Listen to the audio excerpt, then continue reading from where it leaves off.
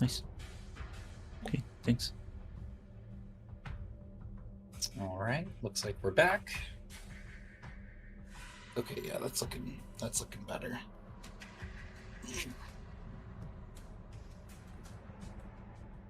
All right. So compared to the main game, there's not nearly as many animals to be concerned about. This pig has never been a threat to me, knock on wood, so I don't think he's a problem. I wouldn't trust this cow though. Yeah, no. This cow on the left, he could have an agenda.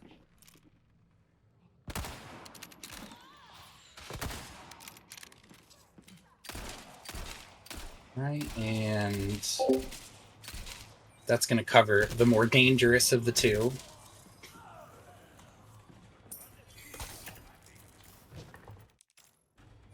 Right, and so this is the aforementioned part where you need to play a little bit specific so that you don't accidentally lose access to a bird. The first bird is not terribly important. Not him, different bird. The first bird is not terribly important, but the second bird is pretty important. He has a flash grenade in his little pocket.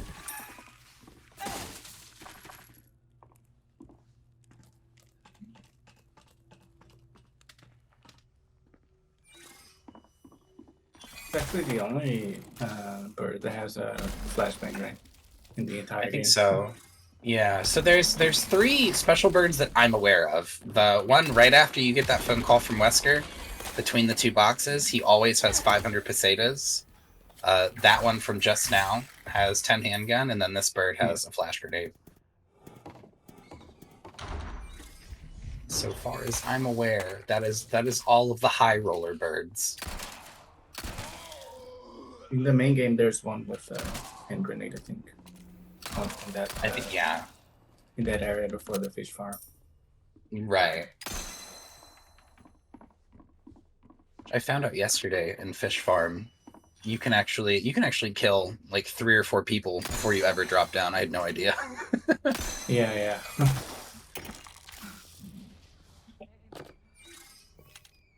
So that's going to be a bit. Oh my god, the bloom. Yeah, wow. Bloom is just it's game of the year every year, gamers. Never forget it. So now that that's out of the way, that's the first merchant request. This area has a couple of Ganados kind of loitering around, but you can pretty safely just run straight for this gate, and I'm fairly sure you will never be hit.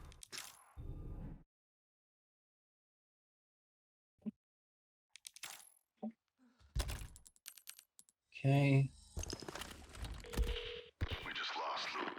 Gonna make some rifle here. Collect quick. I think it's a ruby out of this bird's nest.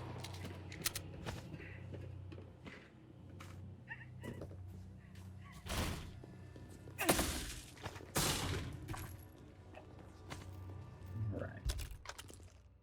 And now this next part, you can approach it a couple different ways. It's not that dangerous.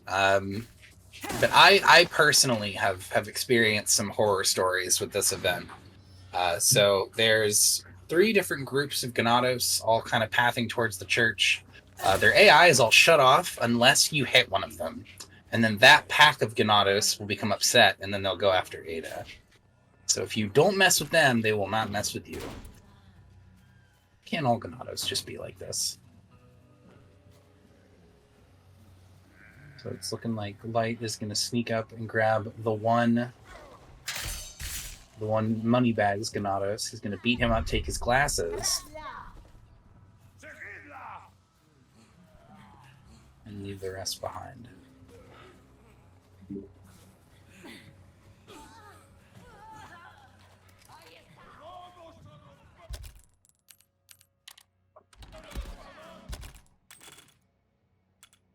Right, now coming up is the first actual major reset point of Separate Ways, which is Robe 2. Pasantis has been trailing Ada. Now we're going to have to fight her again. And she is a huge pain. He actually got 2 red herbs, right? So I think so, yeah. it's a little He's better. got 2 red greens. Right. One is guaranteed, but a second one is RNG. Yeah, getting that second one can be really, really important. If you're buying upgrades, it's very nice to have before you get here, because it'll put you just over the top to buy pretty much everything you could need.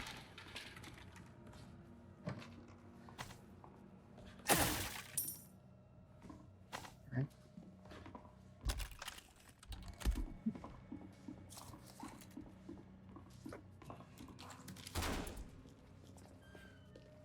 So now we're gonna hit Macy's and do a bunch of shopping.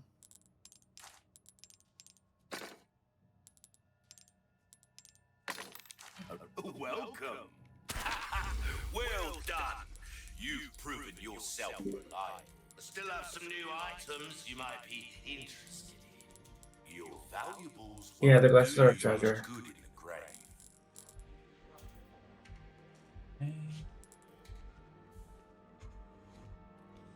Oof, nearly 100K, big chunk of I'll money. pay a pretty penny for that. Oh, he's gonna sell the black toe here and buy the Punisher in its place. Honestly, not a bad idea. Oh, in fact, that the Punisher has the laser sight, and the laser sight, one of its benefits, which is a really big deal in Pro, is that it makes every shot a focus shot. So it doesn't necessarily do like a noticeably higher degree of damage, but you're doing way more stun damage when you hit something with a focus shot. So that on its own can kind of make up the windfall.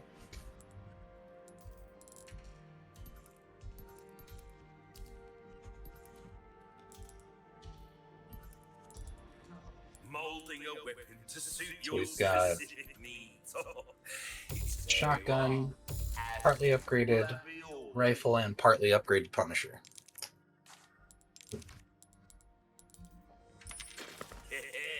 A wise choice. I know. Oh, it also looks like we got a bonus spine warrior. Thank you. Do check out And my I guess it wouldn't be all treasures without a treasure map. That counts.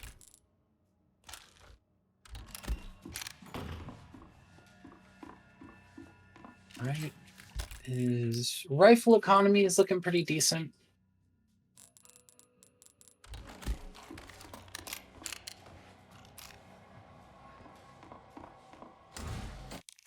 So here, when Passanta spawns in,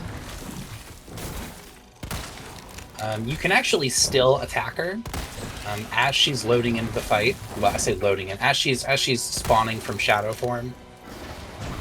So if your aim is really good, you can actually hit her before she even appears.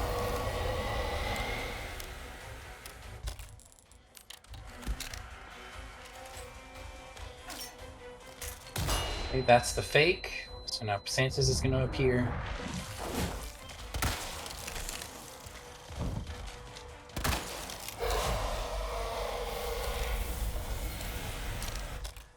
Alright, thinking, yep, probably going to commit one more flash here. The fog. It's going to get rid of both clones. Alright. And one more of these should put him in knife animation. Yep. Gonna get one more. And then shotgun shell should do it. Or rifle. Alright, beautiful. So that's Rogue 2. The second phase of the fight, you didn't really get to see it. Because if you're doing no damage, you don't really want to let them stick around. But basically, for each phase, she'll summon clones.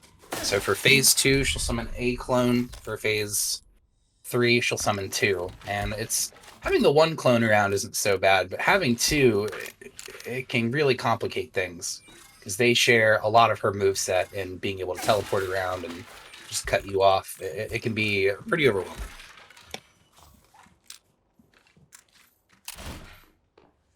You know, one interesting thing about that fight is that whenever Basanta gets staggered with a knife prompt, you want to do the knife prompt close range because it wastes no durability if you do that way. If you try to initiate from far away, it consumes an entire knife, and it deals the same damage. So you want to get close to her before you do that knife attack. So really strange. Right. I'm not sure if it's a Yeah. bug. Something about the grappling hook makes it cost quite a bit of durability. Yeah. But yeah, now we're doing that's a bug or it that will eventually probably be patched. probably, but who knows? Maybe they'll eventually patch U3 as well. Yeah, fingers crossed. But yeah, apart from that, In that animation, this you don't get any iframes. It's really funny because it's a very long stab animation, but you yeah are completely you can get hit by another by a fake Basanta yeah there. It's really as you're awkward. coming out of it. There's 0 iframes in that entire animation. That's a pretty, unfortunately, it's like a pretty common thing in RE4 Remake is they found that I guess too many things were giving iframes in RE4 Classic, and so they sought to correct that in the remake because there's I find really it funny very because few the actions. regular kick does give you iframes. Like if you Yeah. do the grapple hook with the kick, you have iframes during the kick. But that animation, which is like a cinematic one, doesn't have any. That's another thing is the grappling hook does give you pretty significant iframes because the animation is so long. Like it's you and while the grappling hook is in flight. Like once it's connected with somebody, then the iframes turn on and then you're like flying through the air. You're invincible through all of that, but you also have to be very mindful of the distance that you use the grappling hook from because if you're too far, sometimes you'll just stop short of an enemy. And then Yeah. they'll probably just hit you. You know, maybe a super spy, but she's not much of a gamer sometimes. All right, and we're going on to chapter 3 here. The incoming segment is, in my opinion, a much more reasonable version of the main campaigns being pursued by Mendez event. Yeah, way better. Oh my god. Yeah.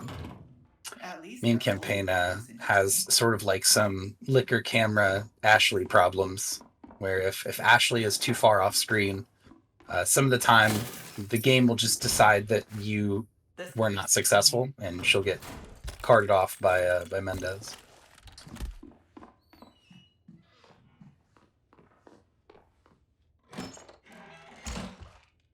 Flame, am I pretty? So, for some reason, in Capcom's infinite wisdom, they've made it so that chickens can stun you now. So this chicken hopefully is going to play for our team.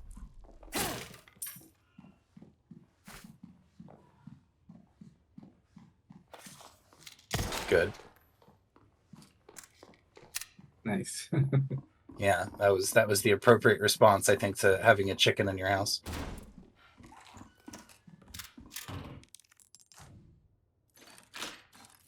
All right, and once you grab this picture, that's going to trigger the event with Mendez. I bet they took him. Yeah, they stun with no damage, but I guess he's going for hitless. Does that count, Shiny? For I as a don't. hit? That was very brave. I don't think chickens do. I think snakes do in the main campaign, but because chickens were like a recently reactivated, I don't believe they do. But yeah, I've actually had a situation where I go to walk outside and I'm immediately stunned by a chicken and then hit. So that's why I think that chicken shouldn't be left alive. Yeah. Okay, very nice. That was kind of a unlikely but still not that uncommon RNG where both of those guys at the corner will attack you. The unarmed guy will rush the corner and the hatchet guy will too. Pretty often they'll just both stand there, but some of the time you get unlucky and they just both go after you. Perfect for a professional like yourself.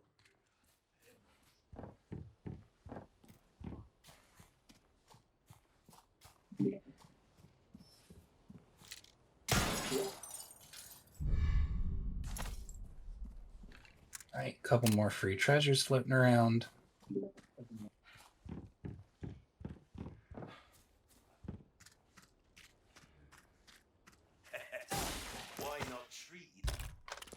Fun fact about separate ways: if you hang out around the merchant in some situations, or even just enough times, he will eventually bring up that he has some stock that he is not sharing with his other customer, which is a pretty clear hint that he's talking about Leon. I'm glad Leon doesn't have this shot control. Right. He's holding out. He actually, you can tell he kind of favors Ada a little bit over Leon.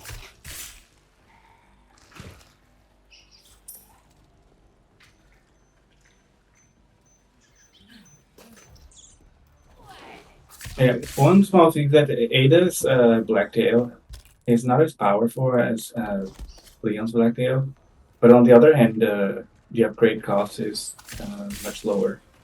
Yeah. Which is nice because obviously Ada's campaign is way shorter than Leon's, so it's smart for them to have kind of a curtailed version of it. Isn't there? I think there's one other weapon in separate ways that follows the same paradigm, right? It's got like a special name. I think it's MC. It's the Punisher, right? Punisher. Yeah, Punisher.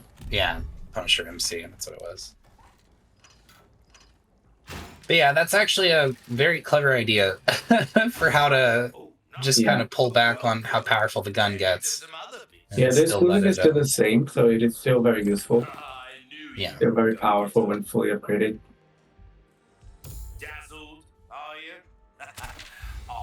Nothing else. You can't. If the merchant's nothing else, he's definitely balanced. You know, he's giving out the right stuff. It's also nice that, speaking of the merchant, for Ada's campaign, you are able to just continuously buy Velvet Blues if you get to a point where you're all spinal and no money.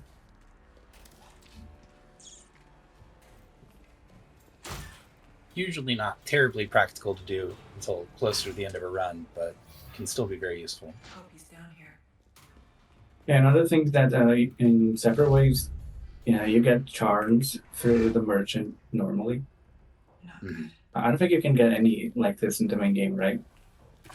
No, I don't think so. The... Yeah, you have to do the pirate gacha game for everyone, or for all of them. Insofar as I'm aware. But yeah, the charm system, I think, might have even been a little more well received if it was structured this way in the main campaign. Now this is gonna conclude Ada's cyberpunk eyeball section.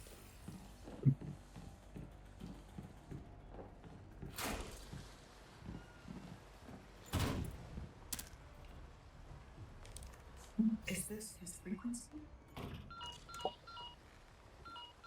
This next part is not terribly dangerous. It can be, because there's a few Ganados and you're in sort of close quarters with them, but overall it is not too bad.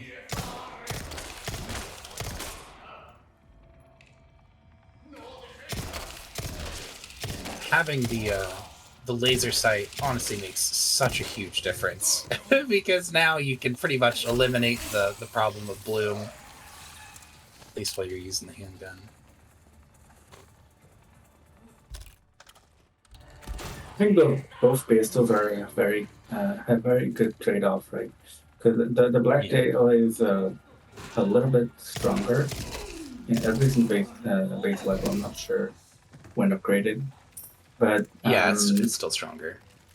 It is faster, but it has just a lower capacity, less dagger issue, so it's pretty balanced. Yeah.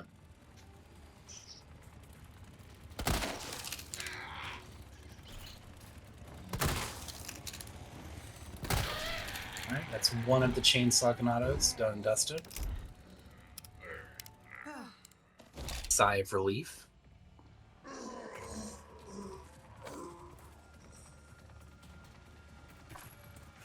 Some of the audio subtitles are so funny to me.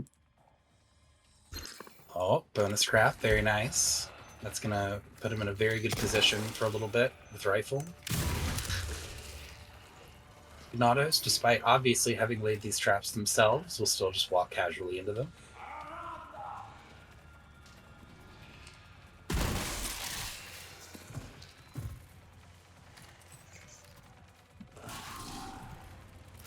In this part, the enemies spawn as you progress. So if you go slowly, you can take out one by one. It's kind of misleading because the cutscene suggests that the enemies are already there, but they really aren't.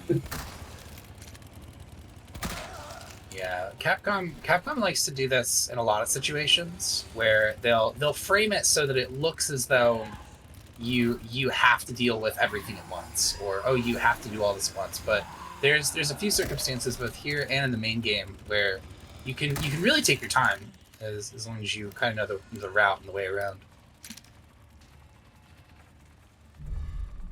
Like even with the cabin, you can sort of keep everybody separated.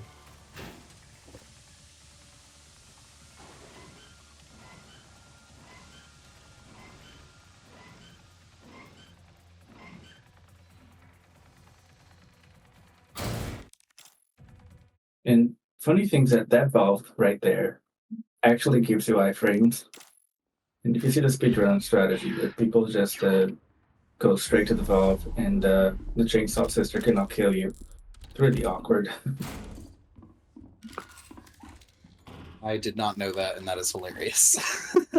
Yeah. He works like 90% of the times. If you get a very unlucky pattern where the chainsaw sister does like a combo, Yeah, like the You- 5 swipe or he will whatever. catch you like right after you finish the valve. But other than that, you're safe to go use it. Oh, that would be tragic. Imagine you're just like, no, turn it slower. Yeah. All right, so one quick and easy treasure grab here. I believe there is nothing else to be ransacked inside of Mendez's house. Poor guy. According to the timeline of this game, he's been robbed twice in 24 hours. And we're going to come down here to Ada's introduction to advanced Plaga enemies. So we're going to see our first bladed Plaga. That's going to come clean off.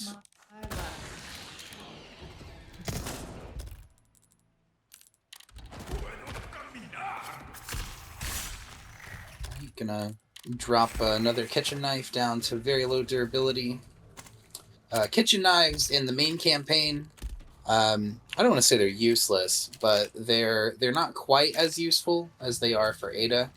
In Ada's campaign, she can convert them into bolts, which her bolt thrower is it's pretty much like a super version of Krauser's bolt thrower in Mercenaries. Because she can move really well while she's doing it. Its reload isn't too good, but the more important thing is that it has very good damage and very good stun, and you can pretty easily make bolts by just collecting a bunch of kitchen knives. And speak of, we're gonna go ahead and we're gonna make some bolts right now. Welcome, stranger. Good luck to you. We're starting to now. Grab the 1.5 upgrade for the knife. So early in the game, you'll find, or at least I've found, that a lot of runners will pick up the first 2 durability upgrades for the knife. Not necessarily because the knife is like constantly breaking. Even at base durability, it can still be pretty useful through most of the game, just repairing it kind of infrequently. But the 15k that you spend to get the 1.5 upgrade, it will last quite a bit longer, and it's the cheapest it's going to get. After that, the upgrades just escalate in price.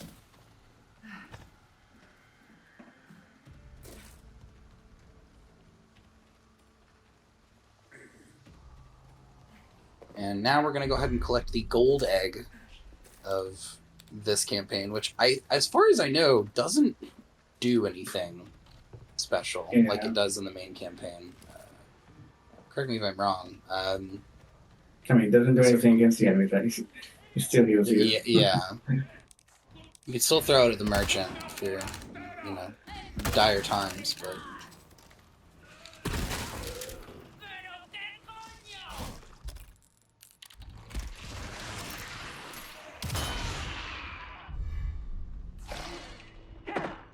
pick up a quick and easy antique pipe. That woman just didn't get stunned for some reason. Oh my god. Very, Not again. it's as RE4R as anything else this game's done. Right, so coming up is, I guess the first, well, it's more like the third boss technically, but it's like I'd consider this the first major boss. Rogue 1 at least is fairly lenient. Rogue 2 can be kind of scary. Yeah, this guy is he comes with his own host of ads. You know, now that I'm thinking about it, I think Sadler is the only one that doesn't come with friends in Yes. V3 Phase 1. Pretty much every encounter with a boss in this game is a gank fight. Oh, Capcom. Alright, so a bit more housekeeping to do here. Funny enough, this room's layout doesn't change completely, but a bunch of new stuff will show up only after you've engaged the fight with El Gigante. Yeah, and it tries to disappear once El Gigante shows up. Right.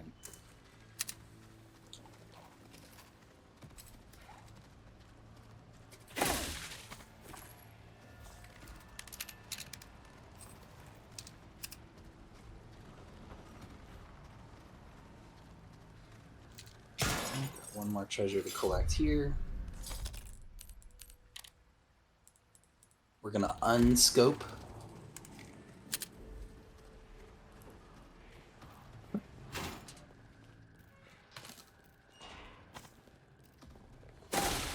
I'm always paranoid walking this little room here, so I always think there's gonna be a trap that I need to duck under.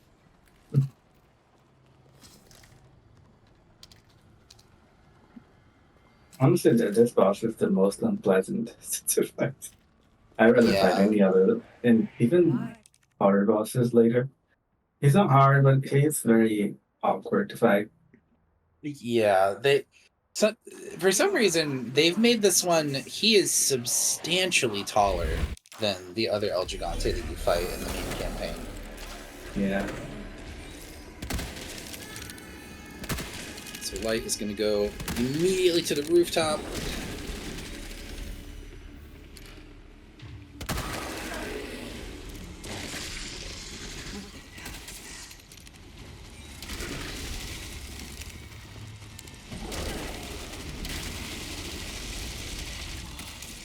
El Gigante is just going to wallop the side of this house. So during this fight, if Ada jumps on a rooftop, El Gigante will basically stop whatever other things he's doing and just bully out the building until it falls apart.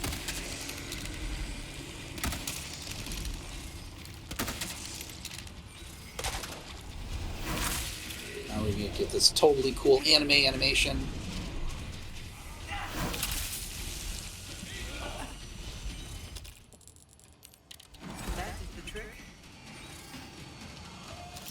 And this fight is very awkward because the enemies spawn out of nothing.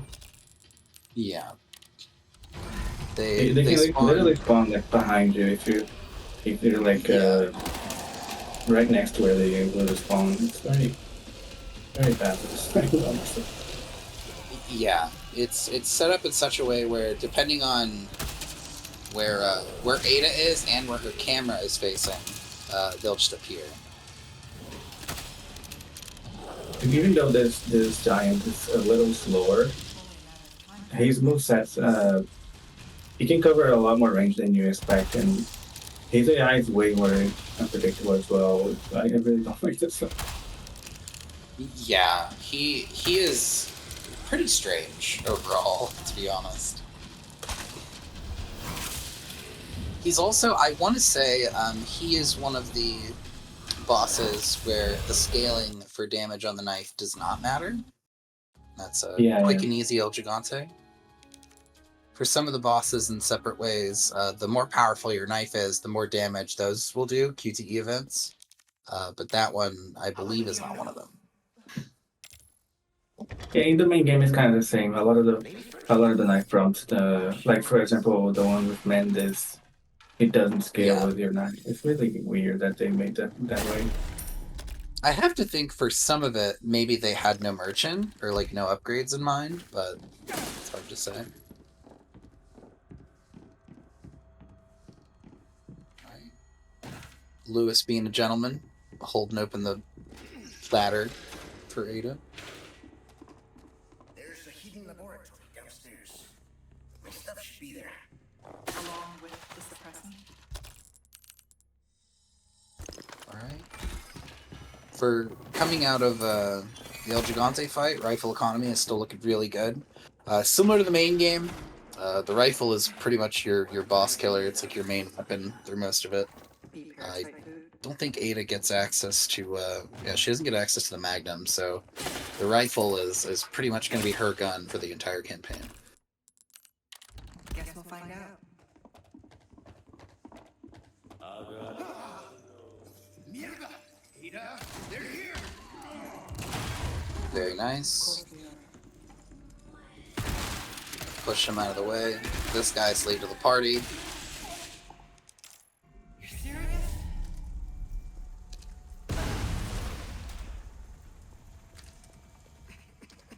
And there's a sneaky, cheeky little spot that you can duck under. Right here on the right, yep. Don't inhale the smoke. Which cuts quite a bit of time out from this running after We can go Lewis back out section. this way, and figure out our next move. This way. Now we get everyone's favorite archetype of room in video games, too many stairs. Oh, I thought you meant the knights, but it's not right now. Oh, no, not yet. We're getting there. Better off not knowing. Yeah, Ace was referring to a very unpleasant part. That's it'll be here soon enough. It's funny because a lot of Ada's campaign is pretty reasonable, and even this room is fairly reasonable when you're not on pro.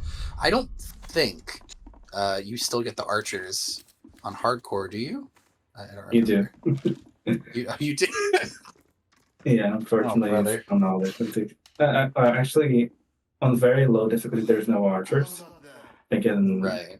assisted or standard, I'm not sure. But on hardcore, you still have those guys. That's pretty cold. They're like, here, unassisted, we won't put this evil spawn here. Oh, man. But yeah, coming up, not right this second, but very, very soon, there's going to be... It's probably the most unpleasant room in this entire game. Like, not even necessarily regarding Ada's campaign, but just period. It's probably the worst room in this or the main campaign as well. Capcom, Really weird because in the main game they use the knights perfectly, but then in separate ways they completely forgot what they did in the main game, I guess. yeah. And that encounter doesn't even exist in the original, does it? No. No, it doesn't. Very funny. I have to think that maybe Capcom just, I don't know, their mean streak wasn't over. And they were like, you know what? Double Gyarados is not enough. Let's get quintuple knights. Alright, gonna do a little bit of shopping here. A deal well struck. Recipe for flash grenade. You're definitely gonna need it for this part. This kind of work is about Okay, a couple upgrades for the TMP. Little bit goes a long way. You so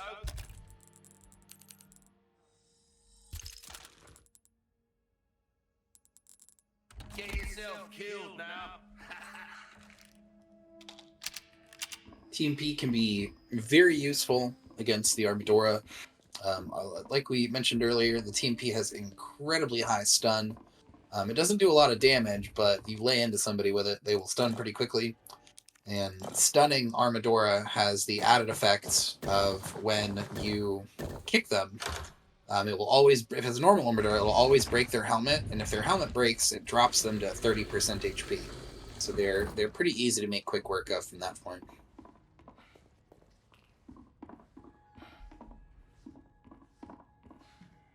Oh wait, Take a look. Welcome. Got forgot to something get. new? There we go. You hope to see you again soon, stranger.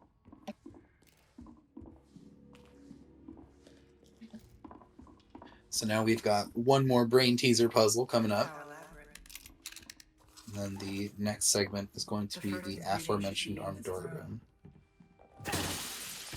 Another fun fact about Armadoras is that all of the Armadora that you see, or sorry, all of the statues that you see floating around, like these knights, those are actual enemies. It's just not really a way to activate them, at least not as far as I know. You mean these here? Yeah, these are actual enemies. Like you can see on his SRT. That Yeah, they in appear the main as... game, they come to life That must be if you In the backtrack. main game, these guys come to life? Yeah.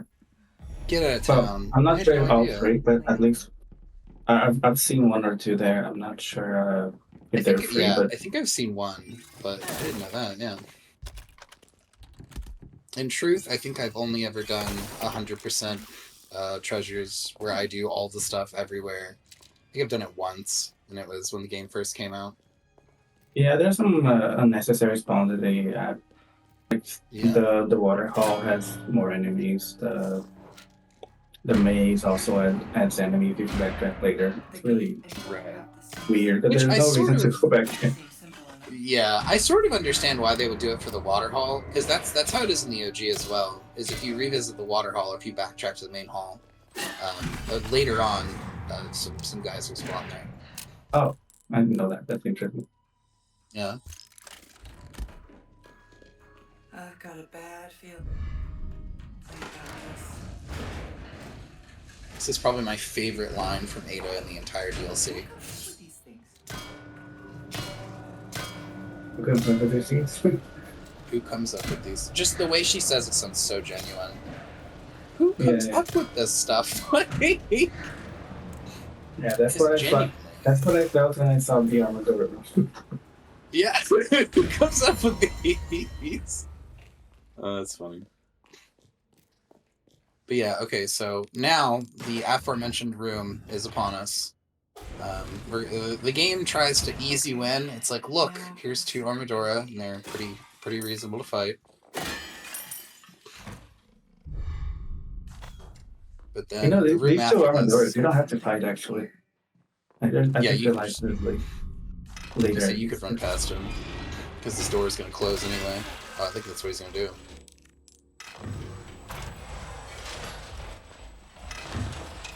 Outplayed.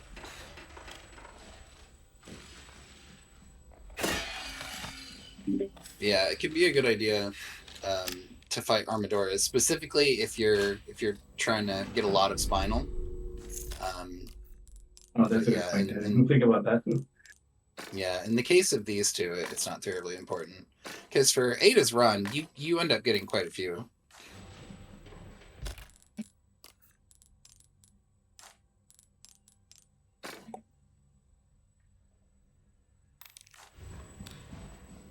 Alright, and now the smelly room is upon us. This room has a few different outcomes. It's very complicated. Not only do two waves of two archers appear at pretty much the most inconvenient times, but all but I think one of these suits of armor you have to fight.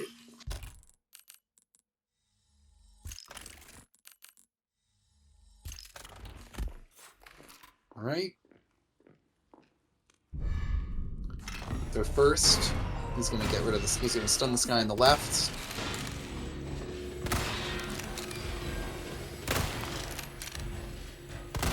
Right. There we go.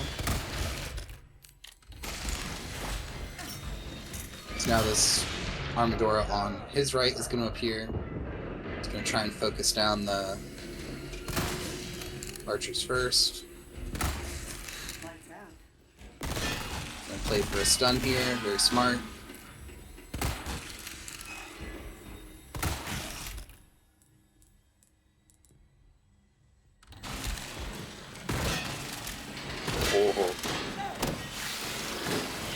Right, now these guys are going to bust through the back.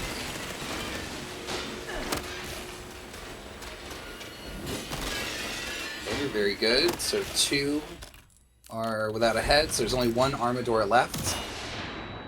I think that may have only gotten the closest one.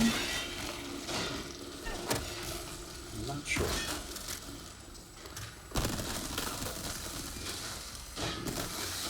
Oh, wait, no, maybe that was everybody. The way flashbangs and walls interface. Yeah, I was with worried that it wouldn't. Yeah, I was also under the impression it might not have worked. So because he only killed the 1 archer for that first wave, now this wave is only going to contain, or he won't get the second wave. So when he kills this archer, that'll be everybody. And speaking of these archers, I don't know how they're doing it, because you can see that this room has, like, there's not like a laundry chute or something for him to get in there with. But if you close this gate, like the gate on the left is closed now, an archer will still just appear in this room. Yeah. So there is no outplaying an archer on either side. They will find a way to get a guy in there. This one is so weird. The fact that they respawn the crossbow guy makes me think that they want you to do the fight with them in the room, but it is so bad if you don't kill either of them. At least they can respawn if you kill one. That at least they have this comment. Yeah.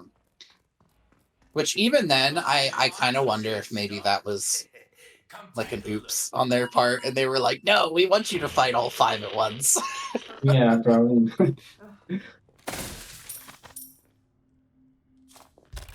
Capcom's just doing the villain fingers thing. They're just like, "What, is it too difficult for you?" I realized that wine bottle is a similar model from the one in Village. Yeah. I'm not sure if that's intentional. I wonder if maybe it was just they had the asset floating around. And they were like, "Yeah, this is perfect." Because the other bottle isn't like there are 2 bottles. The gold one is very similar to the one from Dimitrescu, but the other one isn't. And isn't the gold one the one that is used in for the ingredient? It's rather interesting that they use the Dimitrescu thing to make the cure for the not the cure, the of all presence for the Las Plagas. Yeah. So, if Chris were here, he would start preaching the gospel of the Megamycete. That's why it's so important. There you are, as you wish. All right, so we're going to do another quick shopping spree. So after that segment is out of the way, the Armador room, funny enough, there's another segment that's pretty unpleasant, but you can make this pretty consistent if you just are willing to burn a couple of flashes.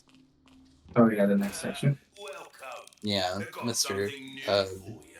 Sonic the Zealot. Come back anytime. Yeah, there are a couple scenarios in the opener, like right when you start the encounter, that can make it a little bit uncomfortable. Gotta take down all these birds.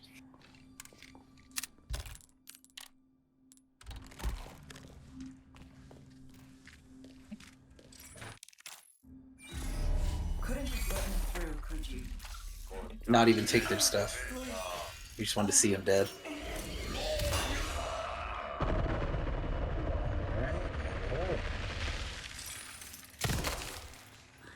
Very nice. Quick unload of the TMP will make short work of that guy.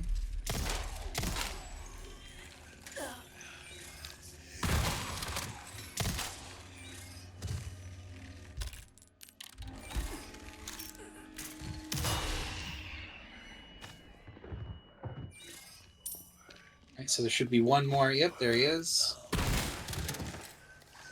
And then once this guy is dealt with, 2 more Ganados will spawn from the center of the room, and they'll path from basically the opposite way that he's going right now.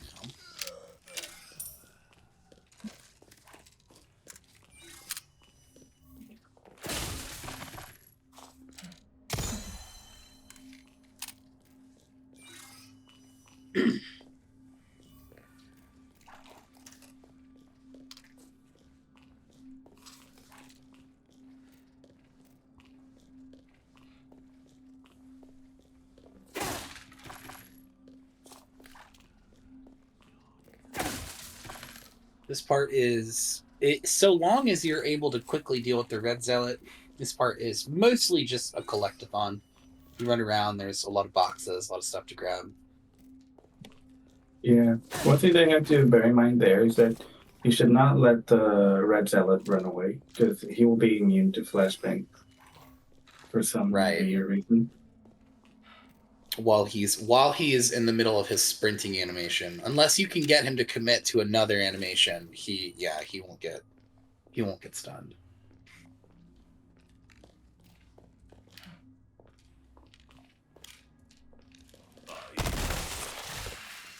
There's our guy.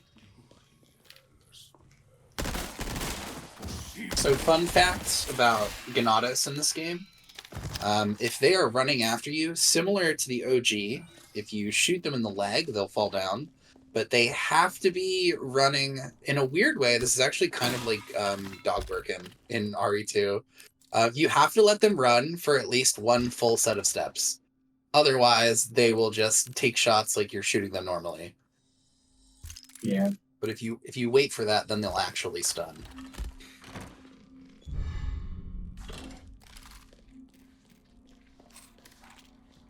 The good thing about this one is that it gives you two flashbangs. It's really fair. They definitely knew about the trick where you can stun him, knock him over, and then throw a flashbang, and while he's waking up, he'll be fine. And as soon as he's active again, he just immediately stuns.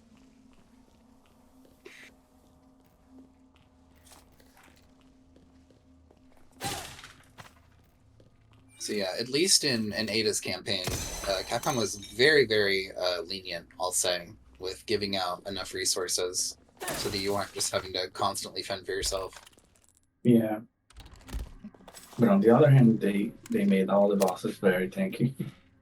Yeah. They, I mean, if you don't upgrade it, if you're upgrading it, they're still reasonable. Mm-hmm. That should do it.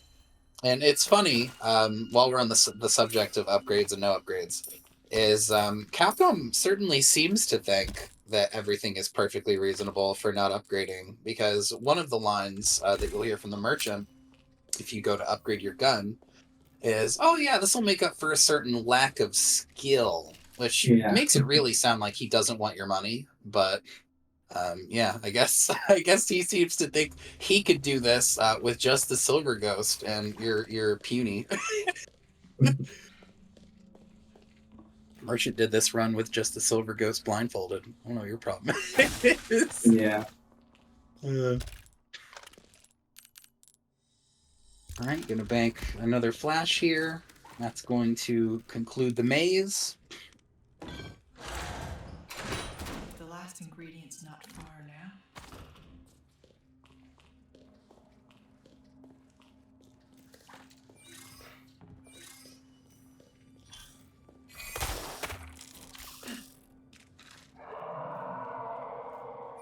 That sound.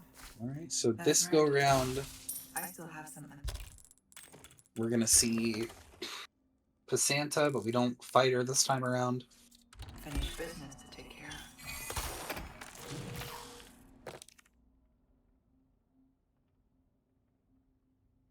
of.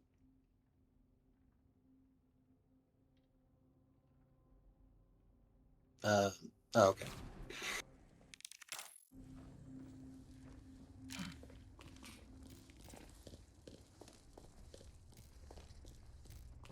Yeah, one thing that's nice about the castle is the Armadora room and the Zealot room immediately after. They're kind of back to back, but once they're out of the way, you're kind of relaxed for a little while. There isn't really quite as much to be concerned about.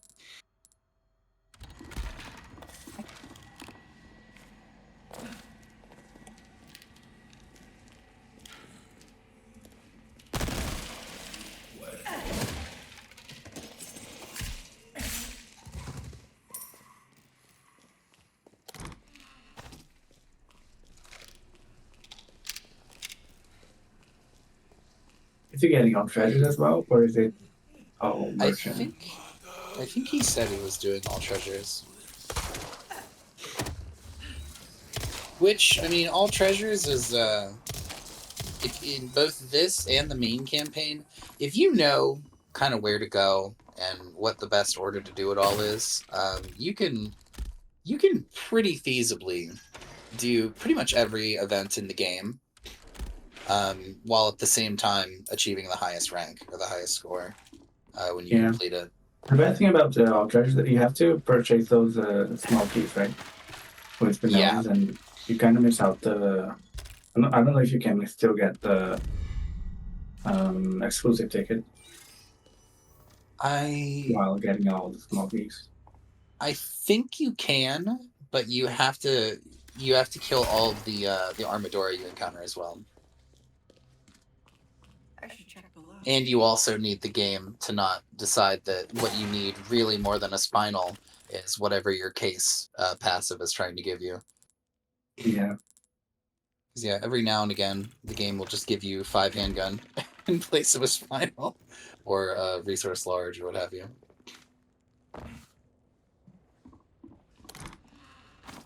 So yeah, assuming you are at least somewhat lucky, you should be able to get everything that you really need.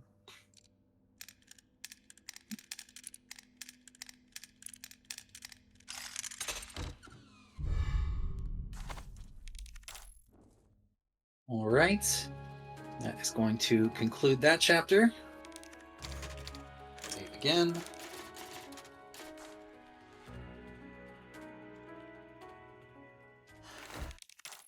Louis has the answer.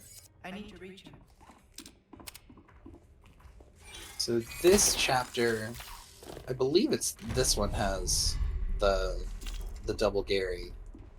Yeah. And that is another encounter that is very unpleasant.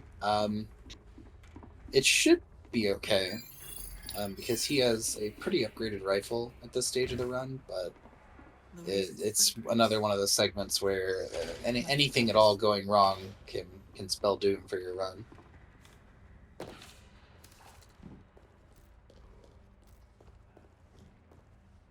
Prior to that, however, we are going to collect some more stuff. I think at the beginning of this chapter is where the heavy grenades are adding to the pool, right? Yeah, I think so. It's either this or the maze. I think is where you can start getting them, but it's one or the other. Or no, sorry, the maze is in main campaign. It is this one.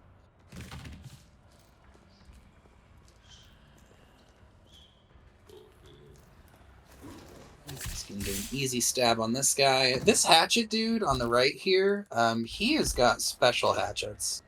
He can actually hit you from over there. Yeah. He doesn't care about walls. He doesn't care about physics. He just cares about conking Ada in the head with a hatchet. Alright, so we're at this stage of the game. I think he has got all of the blast arrows that he is going to need for... I assume he's saving these for U3 Phase 1. U3 Phase 1 can be a pretty unpleasant fight, especially for a run like this, because the AI for that boss is not too unforgiving, but the pathing for that boss in that room can make for some very weird scenarios. So it's safer to just not let her play the game at all. Yeah. What is this? Right? And the crossbow is actually the ideal weapon for that fight because, well, we'll talk when we get there. But that fight, you don't have any weak points, so Yeah. you're better off just using the weapons with maximum base damage, just the crossbow. Which I can sort of understand doing it this way because it's similar with both Dugo and U3, but neither of them take weak point damage unless. Well, actually, that's not necessarily true. In the OG, U3 actually does take bonus damage from the rifle, regardless of where you shoot him. But in this, U3 has no weak point.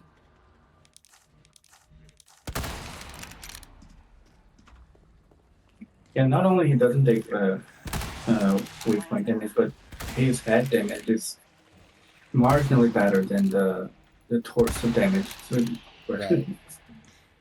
So it's like they gave him a weak point without assigning him an actual weak point. yeah.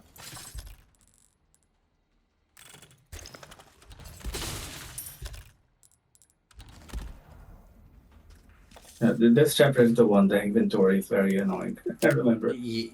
Yeah. There's quite a bit to pick up here. You got the biosensor scope coming up very soon.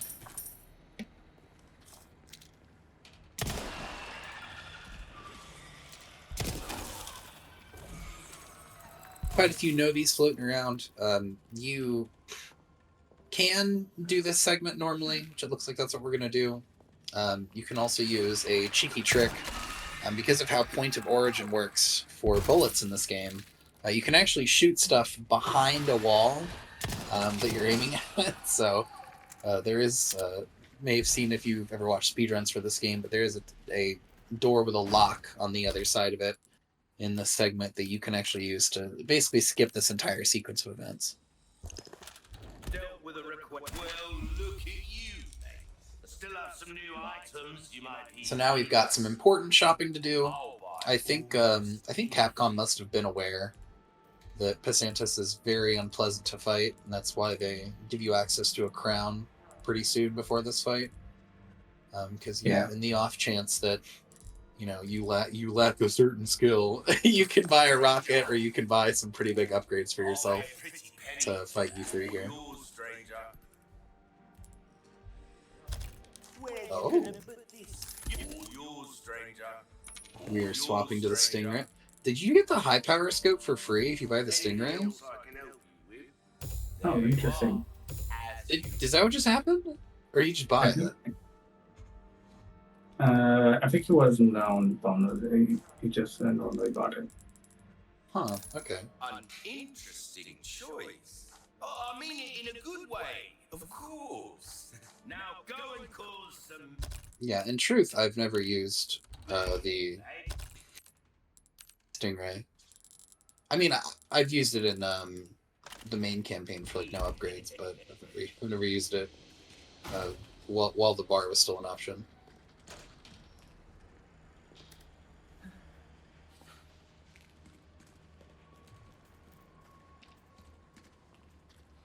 Alright, so now we're gonna go grab... Oh, wait a minute. Oh, I see. Okay.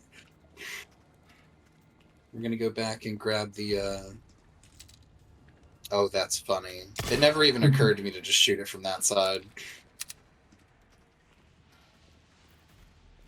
I always just do lay like 20 handgun bullets into the door until it opens.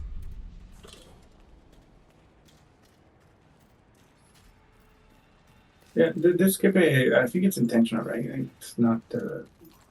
Not like a trick. Technically, it's actually good because you get this shoot guy from behind. Yeah, I think that there's another circumstance in the village of the main campaign where the same trick is applicable, but similarly, you can actually just shoot through a window and open it as well. You mean the farm, right? Yeah, the farm after village siege. Kind of an awkward shot to make, but can't be done. Yeah.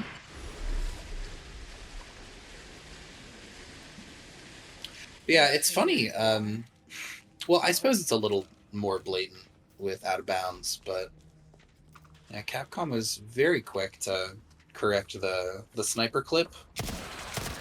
But for stuff like this, they were like, nah, keep it. Right. And funny thing that Village also has that, now that I remember. Like, Village has also a skip that you can...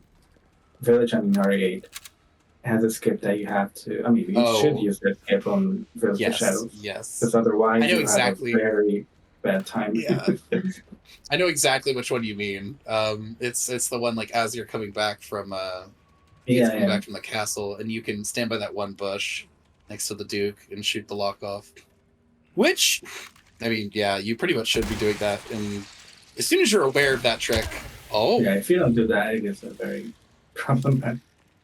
That was unlucky. Just got. I didn't know that the guy can shoot from that small opening. Yeah, I didn't think so either. He's using the reverse of the archer technology from the Armadora room. So it being impossible to hit. Yeah, that was pretty unlucky. It's can't be understated. It's this campaign is a lot more lenient in some spots than the main campaign, but it is still RE4 remake. So yeah, that's something that is a problem in this game. If the crossbow enemies, they keep aiming and stop aiming, and if you happen to expose yourself the moment they're aiming, they will shoot immediately. It's a you know, big problem they, this game. they kind of remind me of RE6, the Javo or whatever. How they're just, if you're in cover, they're just permanently aiming at you.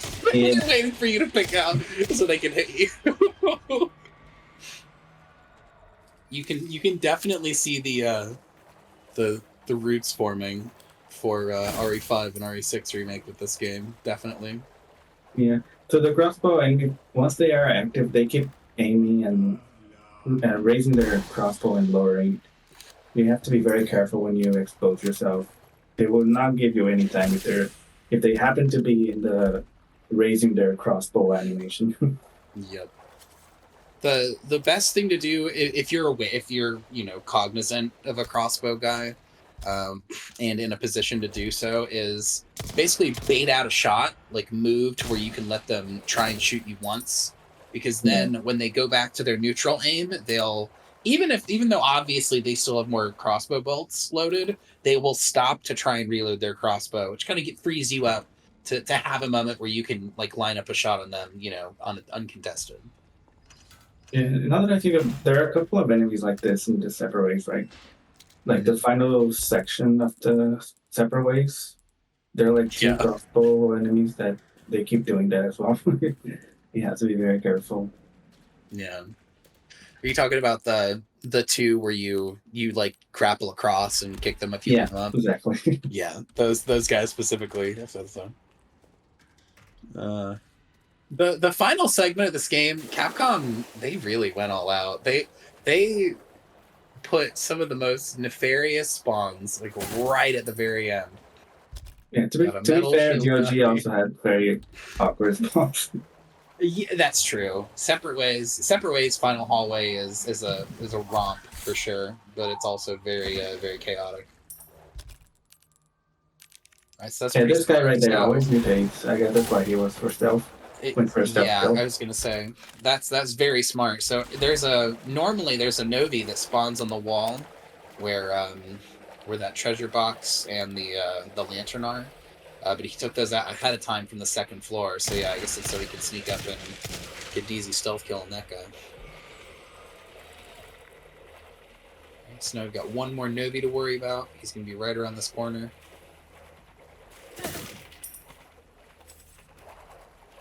We're not going to get the Lord of the Waterway, it looks like, on this playthrough.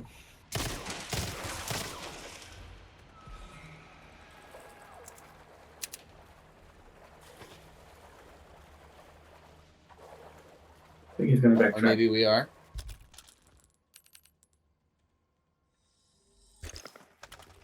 Just need to give this area a quick ocular pat down. Now everything is safe.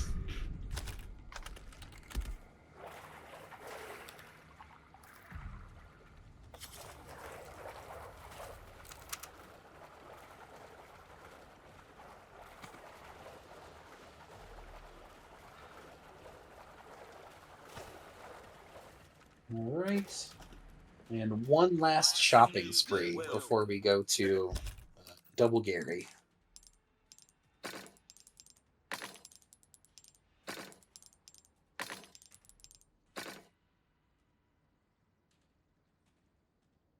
It cannot be understated.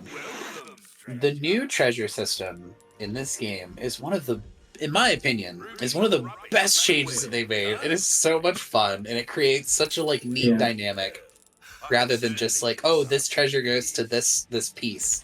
It's just now all the treasures go to everything that can be slotted. That's so much fun.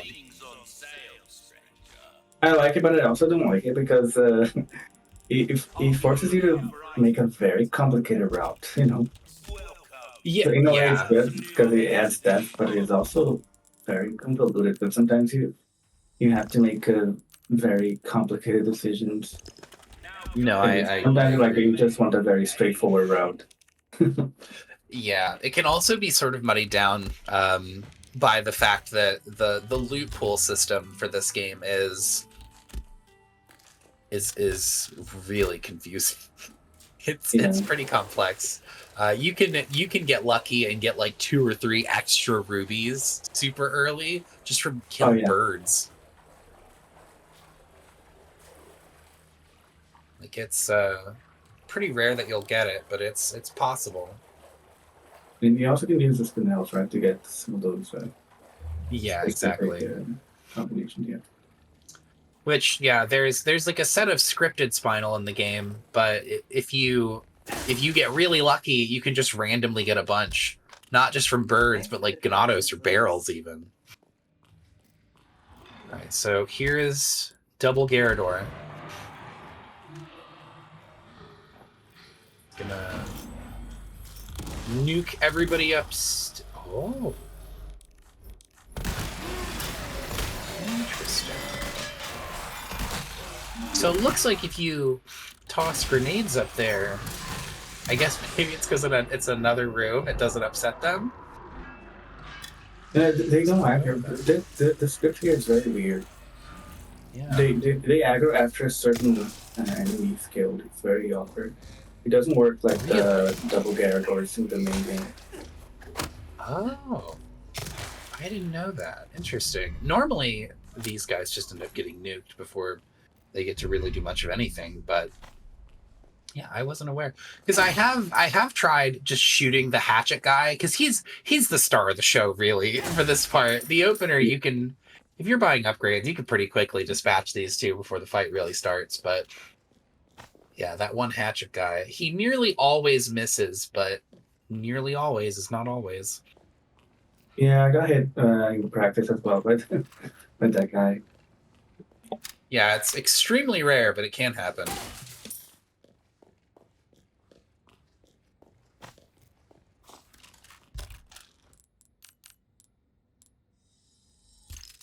I suppose you got the Stingray because of the. Oh no, wait. Is it using rockets? I forgot. The Stingrays are actually quite good in U3 Phase 2. I don't know if he said he was going to use rockets, but yeah, if there were ever a time to use a rocket, U3 Phase 2 has shoot me written all over it. My opinion, in my humble opinion, U3 Phase 2 is the least amenable boss in the DLC. It's very unpleasant to fight, owing to a couple of weird outcomes you can get while fighting her. The good thing about the Phase 2 is that it dies very quickly because of the weak points. Phase 1 is going to be tanky no matter what. So if you're not using rockets, you have to either use a bunch of bolts or quite a bit of rifle. Yeah. So it looks like we are going to bring a rocket into the fight. We are not playing games with U3 Phase 2. It's not worth the trouble. So here, he's probably going to, he's going to max out the blast crossbow. Or at least get it to level 3.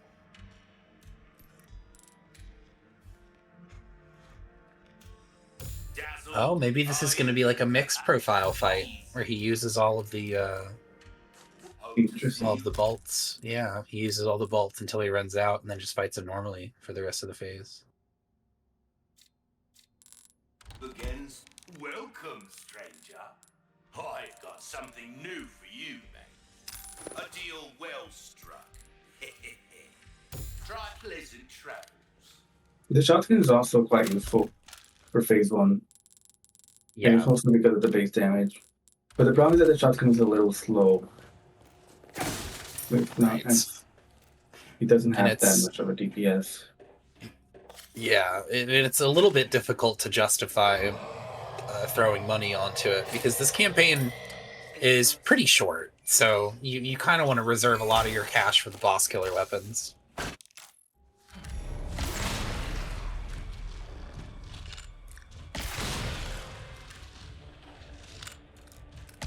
Alright, so for the first half of the fight, he is just going to look to keep Q3 pretty much stun locked the entire time.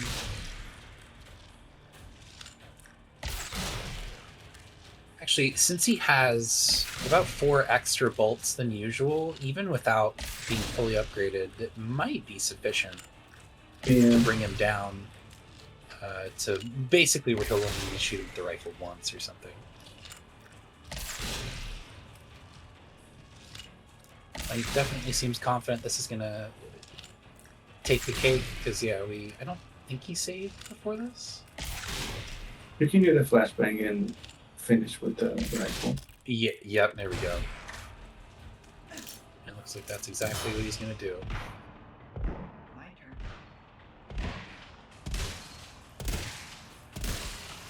Very nice. Okay. That's U3 phase 1. Do some running around really quick. Collect some things. And one thing that is fantastic about U3 phase 2 is when the fight starts, the camera, they must have known this guy was a premium rocket target, because the camera is already perfectly facing him, so you can just aim and shoot the moment you get back at control to Ada.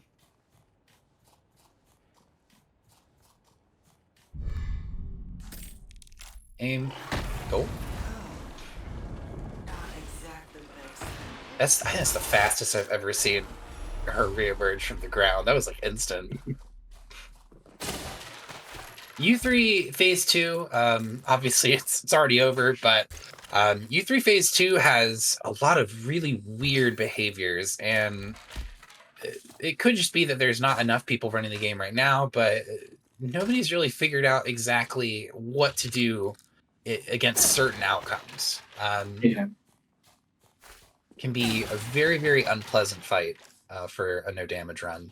So yeah, if you're so inclined, then if you've got the cash to burn, that is definitely a situation where you want to. If you're using upgrades, this fight isn't bad, because you can destroy her with flashbangs and with your fully upgraded rifle. But you kind of rely on damage tracing either way, so you might as well use the rocket. Yeah, pretty much. With the boss, you might as well use the rocket. Yeah, there's not really. If you're in the market for them, it's like you might as well. All right, and now coming up on the end of the chapter here.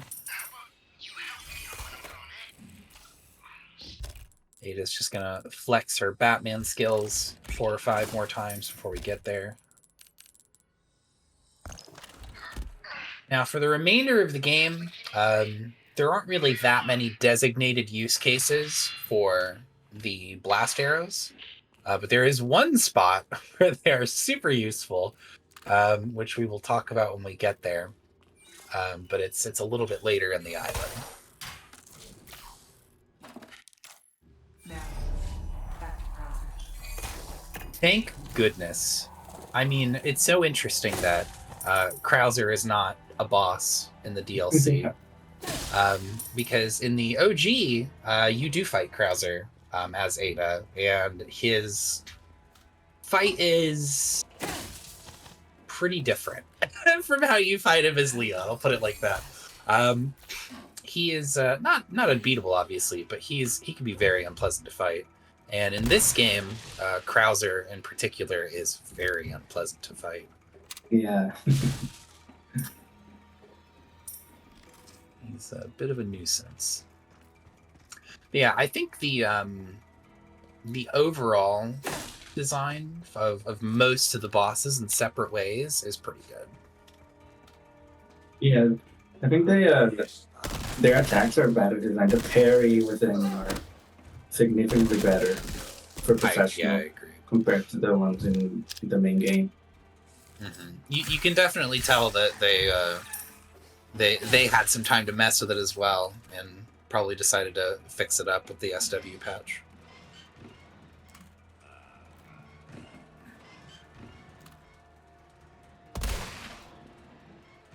So he's going to take this guy out. And this part's a little bit weird. Some of these guys don't begin spawning until you make your descent. So if you hook shot here, you're going to kick this guy in the face. And you can just leave.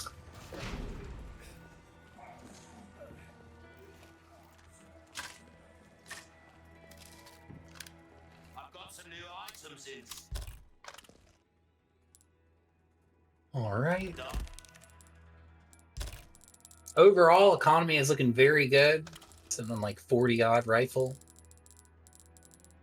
Oh, actually, 50 because his gun's loaded. All right, now the Punisher is back in the mix. This next part is not too dangerous.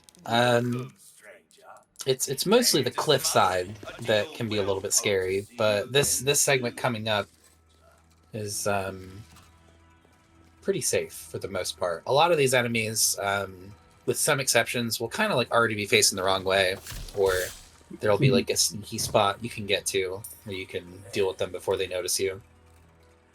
A lot of them mutate here, though. It's one of the things that I don't want. Yeah.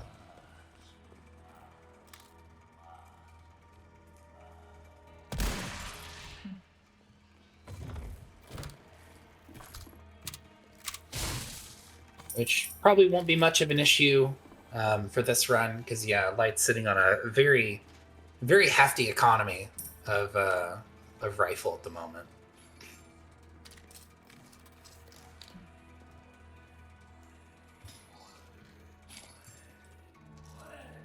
It's just gonna wait patiently for this man with the shield to approach.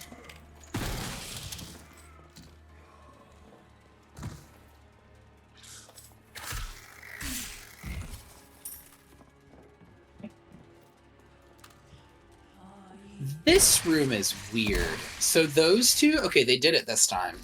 Those two on the right, if one of them plagas, they will both plaga. But if one of them doesn't, then neither will. And I have to wonder if it's a bug, because they give you a flash grenade in this room, and I'm curious if maybe they expected you to use it against this encounter, but you won't always get that outcome. Actually.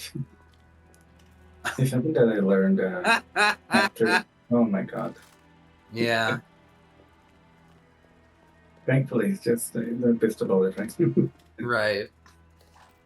Imagine if it was something important. Imagine the unicorn horn just fell through the earth. You got to crouch for it. No, I'm kidding. This can actually happen in the double Gyarados run. Yep. In the main game. Like items being under the ground, and you cannot pick them.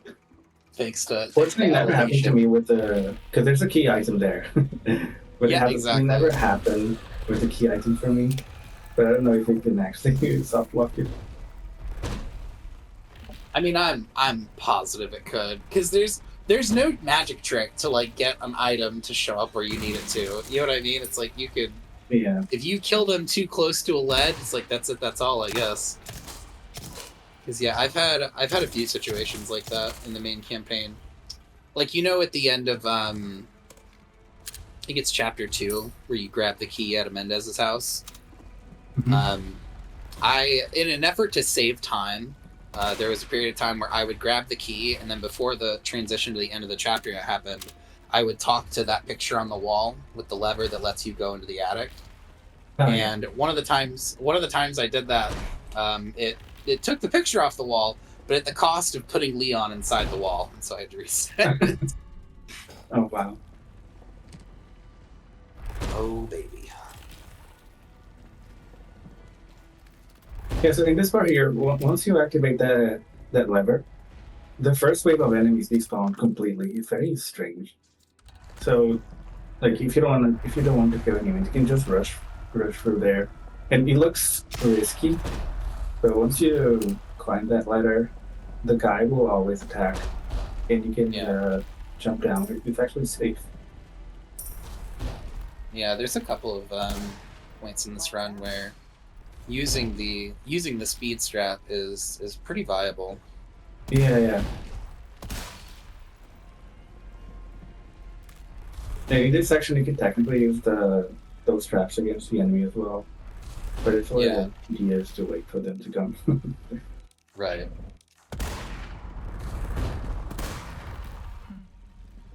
Data exhales.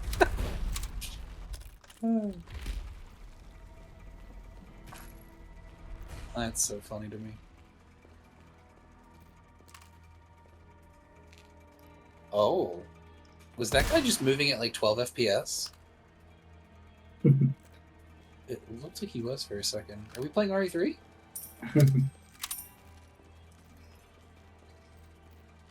I gotta tell you, I'm actually really impressed with how this engine is able to handle this many enemies. Yeah, exactly. It's a huge Yeah, improvement even- over Even even RE8 actually, because RE8 Mhm. had some weird text that it, like for example, whenever you left the room in RE8, enemies would just vanish, and then when you Yeah. come back, they suddenly would like materialize over nothing.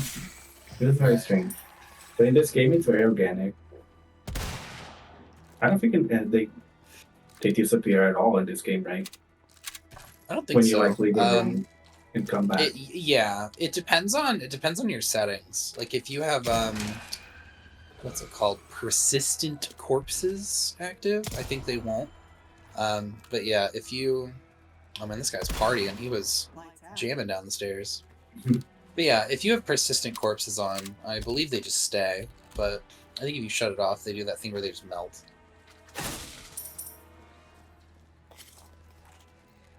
Which, in truth, some of the time, melting is kind of the ideal outcome. Because there will be some situations where you'll do the tried and true tactic of just waiting at the top of something, like a ladder, and just bullying them off as they approach. Which doesn't always work in your favor if there's a dead guy stuck at the top of the ladder and you can't shoot past him. Yeah, also this game doesn't have a fake loading screen as much as Village. Yeah. I mean, it does have some, but nothing compared to like those long elevators. that Right, Village yeah. have. It beats crawling in vents, you know what I mean? Yeah. Yeah, the RE engine evolved quite fast, honestly. Yeah, I'd say so. In RE7, you couldn't handle more than 3 enemies at a time. Then RE2 makes it a little better. Then Remake it already can render quite a few enemies. Yeah, I was very impressed when the demo for Remake came out, because as I'm sure a lot of people were probably aware, a lot of gamers were made aware of, is there was a mod that basically let you practice the village siege, where it would shut off the bell timer, and you could have an absolutely absurd number of broken neck Floggas in the room with you. Like Oh, really? you could get probably like 40 odd. I've got a couple clips of just What? trying to get as many as I possibly. I'm not kidding. I'll show you later. But Wow. you could get a ridiculous number of them in there, and then you throw a flash, and it just looks. It looks like that scene in The Shining, where the elevator opens and blood just like pours down the hall. That's pretty much what or it looks like Dynamite Valley, every clip since the beginning of time, all at once. Looks Wow. very ridiculous, but yeah, this engine can handle quite a bit, as it turns out. Yeah, and this game doesn't have limitations of plaggers. Like in the original RE4, it could only have 2 plaggers at a time. Right. Like they wouldn't mutate. It was even a tech that you could use to prevent mutations. But in this game, there's no such rule. They just keep coming. Yeah. Oh, didn't know about this corner. Yeah, I didn't know about that either. And the hit detection failed. Yep. There's a box of the way. Wink.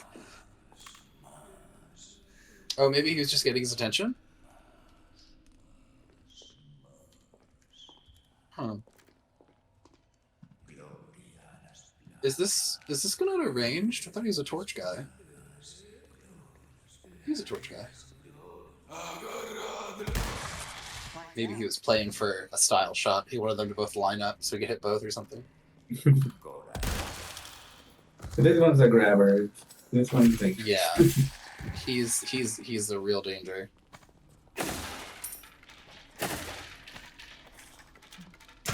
So in this separate details, there is a charm that you can use that allows you to disarm shoot enemies. I'm not sure if he's gonna get it. I honestly don't recommend getting that one because um, it comes with a bug. Once there's a shield enemy active, you cannot do any melee prompts. Because Ada will prioritize taking out the shield. So it can be used against you. I did not know about that. I thought you were gonna say because the animation that it locks you into is like pretty slow, and it doesn't. It's not like the melee animation where you get like really abundant iframes. You're basically just standing there like, I'll take this, and then someone will just take a swing at your head. Yeah, and if you try to do that and someone gets in the way, Ada doesn't complete the animation. Like, she doesn't take out the shield. So if there's like a shield guy and there's someone in between, you cannot melee the guy and you cannot take out the shield. So you kind of get locked. It's very awkward. I don't recommend that charm at all. That is very funny. I had no idea it was actually worked against you that hard. That's pretty funny. Even when you throw a flashbang and there are like a lot of enemies staggered, if there's one shield guy, she will not melee anyone. You won't even get knife execution prompts. It's very buggy. What? I don't know if they... Yeah, it's so broken. I don't know if they fixed it by now, but that's so funny. Back when I was running, that's how it was. You could not even do knife executions. Yeah, I bought it a single time to test in, you know, the hallway before the elevator where it's got the Brute and the two Ganado. I used it on that first guy where it's the two archers by the barrel. And by the time she had pulled the shield off that guy, I got shot by the archers. And so I was like, this is not worth it. Yeah. All right, so right here, as we round this next corner, there's going to be a mob of Ganados that appear. However, none of them are ranged, so they're going to run into that classic paradigm of just getting pelted with bullets for free because they can't get to you.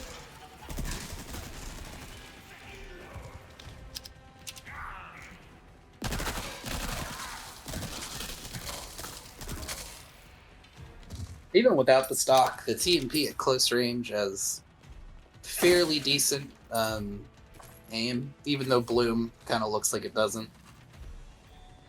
Most of the shots will kind of fall towards the center. Now, this next room coming up, technically it's only as dangerous as you want it to be, really, but it can be pretty uncomfortable because it has... We'll call him the most unlikable enemy type in the game, which is melee brutes. Melee brute's favorite move is to just run after you and try to kick you. They'll usually be pretty restrained so long as you remain sort of close to them, but true to form, they don't always fall. Yeah, I was gonna say, they have Nemesis Inferno speed. And true to form, they don't always follow their own rules. Yeah, and those enemies can actually kill you, like stun locking you to death. You get kicked, you fall down, Ada takes a few minutes to get up, and then you get kicked immediately again. Came into some other bits and bobs too, man. Stranger. So right now it's looking like we're doing very good on Spinal. 22. Yeah, I don't think is quite enough to grab the what do you call it? Yeah, okay, never mind. I was gonna say it's not quite enough to grab the exclusive ticket, but maybe he's not after it. Yeah, I don't think there's any reason for a ticket at this point because I believe Sadler's gonna be with a rocket as well. I would wager you're probably correct. One good rocket does in turn deserve another, of course.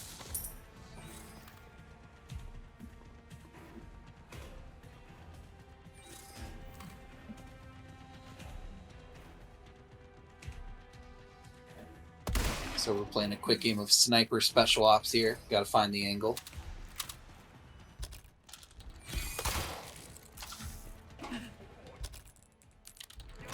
This is a very good strat for the opener, just because you really do not want to give this guy an opening to do much of anything. Yeah.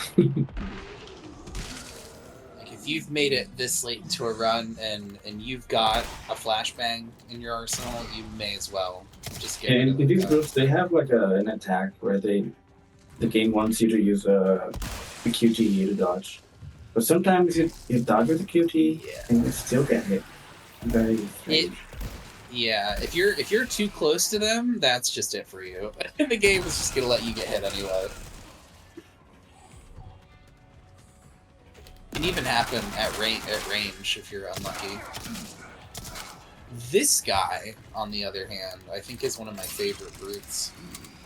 In order, it's JJ, Hammer, and then Melee. I think Melee's the worst one, but I actually really like JJ's design. Yeah. This guy doesn't have any. Sometimes he can run at you and try to kick. But Yeah, he can quite still rare. kick it close, right? But most of the time, he will play for his Gatling move, and the Gatling in the OG, the counterplay was.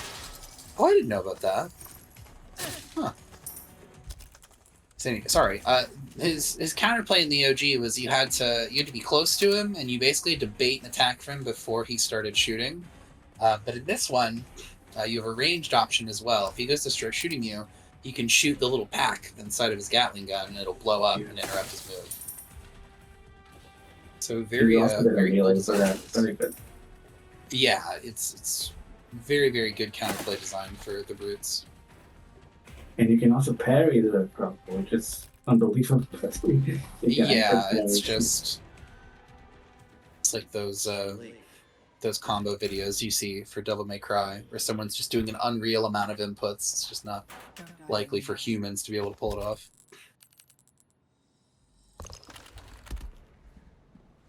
All right, so coming up is, in my humble opinion, one of the most unpleasant reimaginings of an enemy in this game.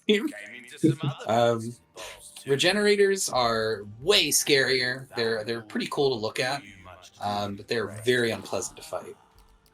Their moves are pretty dangerous. A lot of the stuff that they do can't even be parried. So the solution is to just kind of not be in a situation where they're able to use them as best you can. Oh, we got the charm. Oh, you grabbed it? The striker. The one too. Oh, the striker one. Okay. I've never used it. I remember my very first playthrough. I got the striker as like my second gotcha ball or whatever, and I was like, "Oh, neat!" Oh, this might And be I just useful never put it on. for the super regenerator. I didn't even think about that. Oh yeah, just to make sure you get to him in time.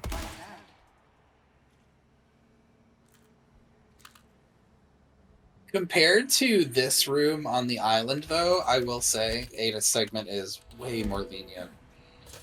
Yeah. This part gets completely insane as Leon.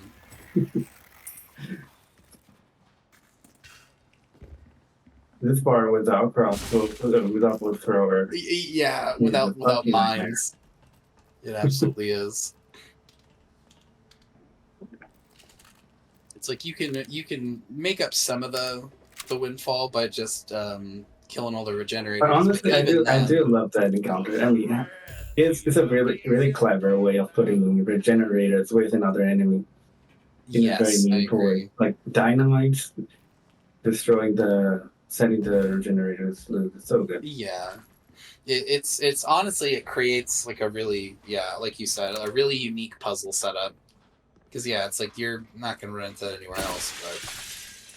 But And also the enemies that's on they're actually plagas, and plagas can also break the glass and set regenerators free. It's really well really, thought out. I did not know that. Yeah, it has to be very careful when you to prevent plagas as well, because he will set them free. Okay, one thing I'm noticing now that is very nice about the Stingray is that if you shoot a Plaga, you don't have to like do the thing with I don't know what it's called. I don't know that much about guns, but you don't have to do that animation where you like reset Yeah. it, I guess. It's So very good. it makes it very easy to line up your next shot.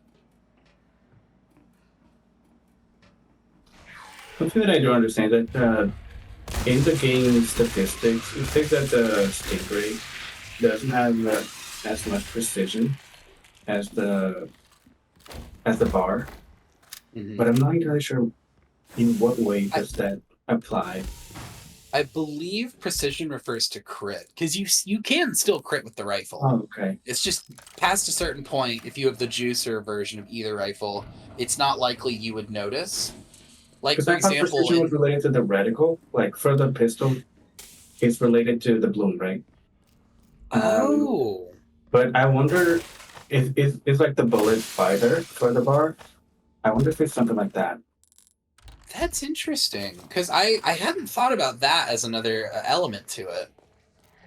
Because I think that's what it is for pistol, because you can tell by how the, like for example, the red knight is the worst. Yeah. Precision 0. It's probably something proportional to like the size of the blue area. Right. And But I don't know how it works for rifles. Because rifles maybe it's in technically don't regards have to like weapon sway. don't have Yeah, maybe it's like the in weapon theory. sway or something. Because how like yeah, when that's you a good move, point. you'll be like flailing everywhere. Really, they should just call it stability then.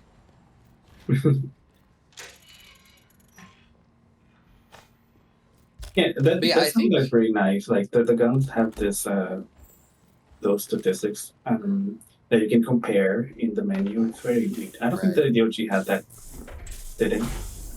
Like a compare menu. You know, might be an interesting test. This hadn't occurred to me, but if it really is related to stability in that regard, like stability and bloom, I wonder if you put the stock on the red 9, if it will affect that stat. Because I've never thought to check it.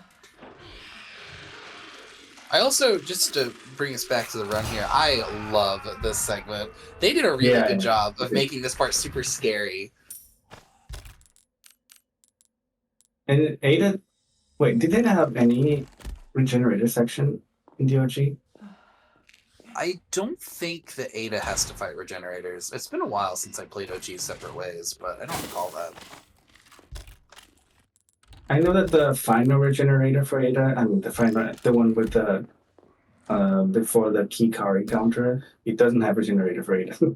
It's just a bunch of granados. But I guess it doesn't have any.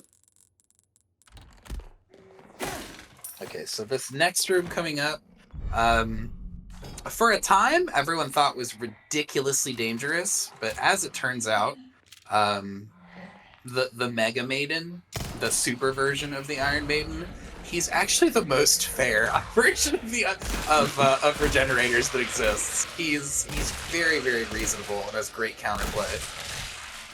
He can still be a little bit dangerous in this hallway. Right? So here we've got a couple of options. He's gonna lure him over here first. Oh, he's gonna go for the roundabout technology, it looks like. Yeah. There are many different ways of approaching this part. It's kind of neat. You can use the parry, you can run around stable, you can use flashbang. There are a lot of different things you can do. It looks really oppressive at first, but it's actually really clever because in the main game, this area made no sense. Like, why is there like a circle around that area? It made me wonder when I was in the main game, but it was already plenty ahead for several points. Yep, they knew what they were up to. Yeah, the good thing about the Mega Regenerator is that because they move so fast, pairing their attacks is also easier. Yeah. So if you position yourself in the corner, they will always go for a slap, and you can parry, and it will stagger him and give him enough time to run around him. Yeah, that's one thing that is really nice. I think in particular about the Mega Maiden is he's the only one that has this mechanic. But if you shoot him, and not like shoot him in the plaga, but just shoot him on the body somewhere, his natural response will be he'll shoot a bunch of spines, and they shoot in like a fixed direction, right? Like one will shoot to it, two will shoot to either side of him, one will shoot behind him, one will shoot ahead of him. And as long as you are aware of that, you can either sidestep them, or the very simple solution is you can literally just duck. And it doesn't have to be timed either. You can just be stealth walking around, and they will always miss. I knew you Yeah, would go that's a really clever thing. Because Yeah. the normal generator, they don't stop. I mean, they can only stop with like leg shots or headshots that are critical, but Yeah, their counterplay is way more inconvenient. agreed. This one, you only need a pistol to make him do that attack constantly. Right, and it could be the least upgraded pistol in the game. Like it doesn't matter. It's still enough to trigger that event. Also, it looks like we are picking up the exclusive ticket this go around. We're gonna get the speed rifle. And coming up, this segment is not so bad for just doing this run normally, but if you add any sort of restrictions to this run, the gondola is terrible. It is so hard to hit these enemies from really far away without like a laser sight or something. Or it is very unpleasant. Unlike the OG, the enemies don't die in one hit. They have lower HP, but they don't die in one hit. So right, yeah. You need to have a certain level of upgrades for this.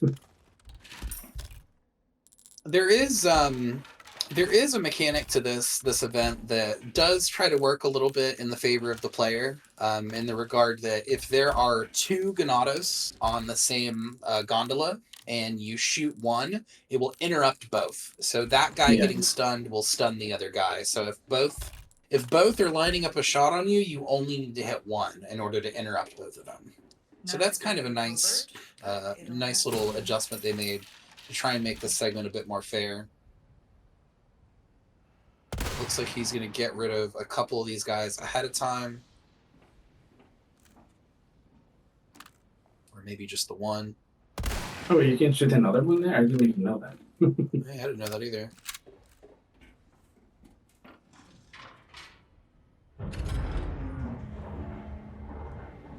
It's the beauty of games like this, though.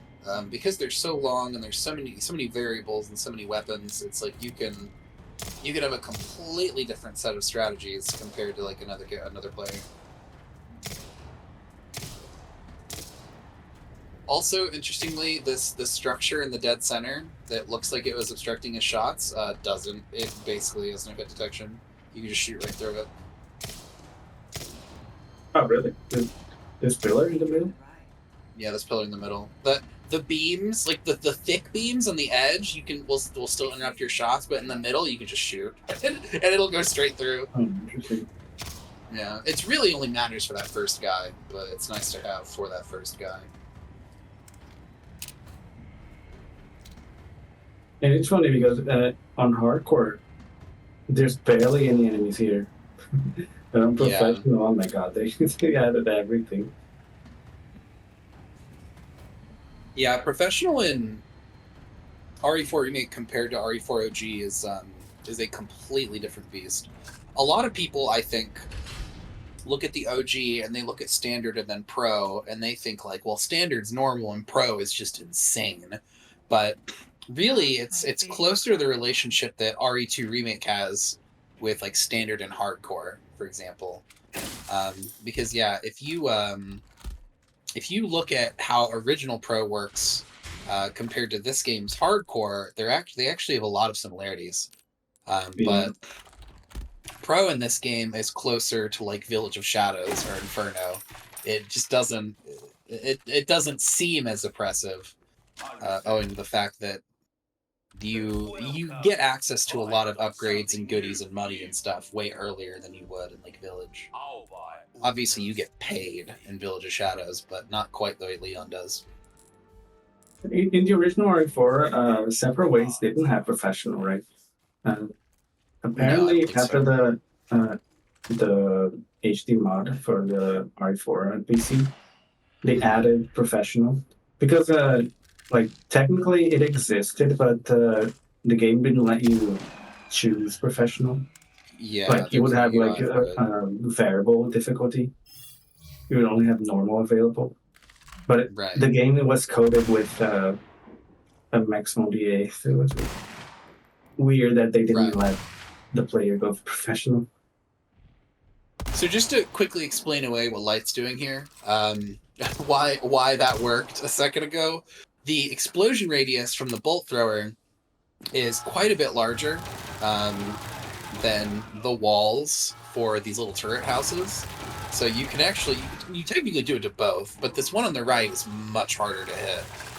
So I can see why he might have liked to skip it. Oh, he's going to do it anyway. Alright, so he just comes down here and does it from here instead. But yeah, you can shoot the outer wall of these turrets and destroy the barrels that are inside. So it makes this section quite a bit safer, since you aren't being constantly under fire. You can technically still advance through here without doing that strategy, but you know it's another situation where if you have them available, you may as well to make this part safer. Yeah. He also speeds up a lot because otherwise you have to backtrack you. Yeah.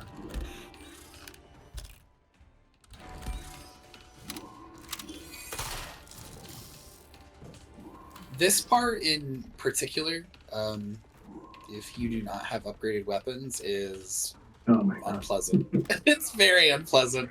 The enemies on the island, I don't know if you guys have been paying close attention to the HP values, but Ganados on the island they're beefcakes. These guys have been working out non-stop since chapter 1, and now that we're here, they're gonna try and flex on us.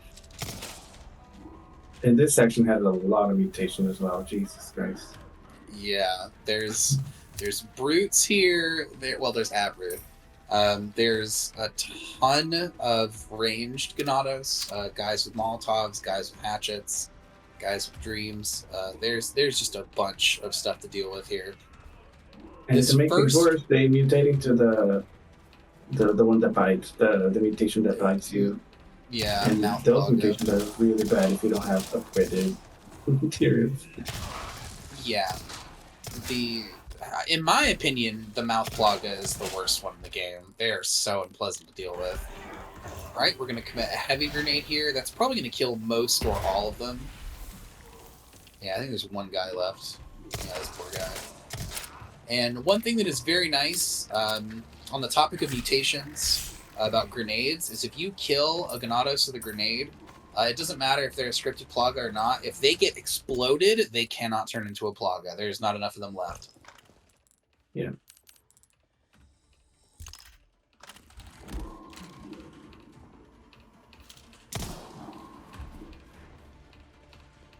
This specific set of spawns is weird.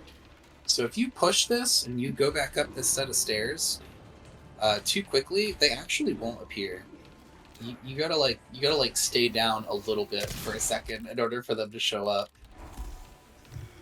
You mean the ones on top? Yeah, those guys.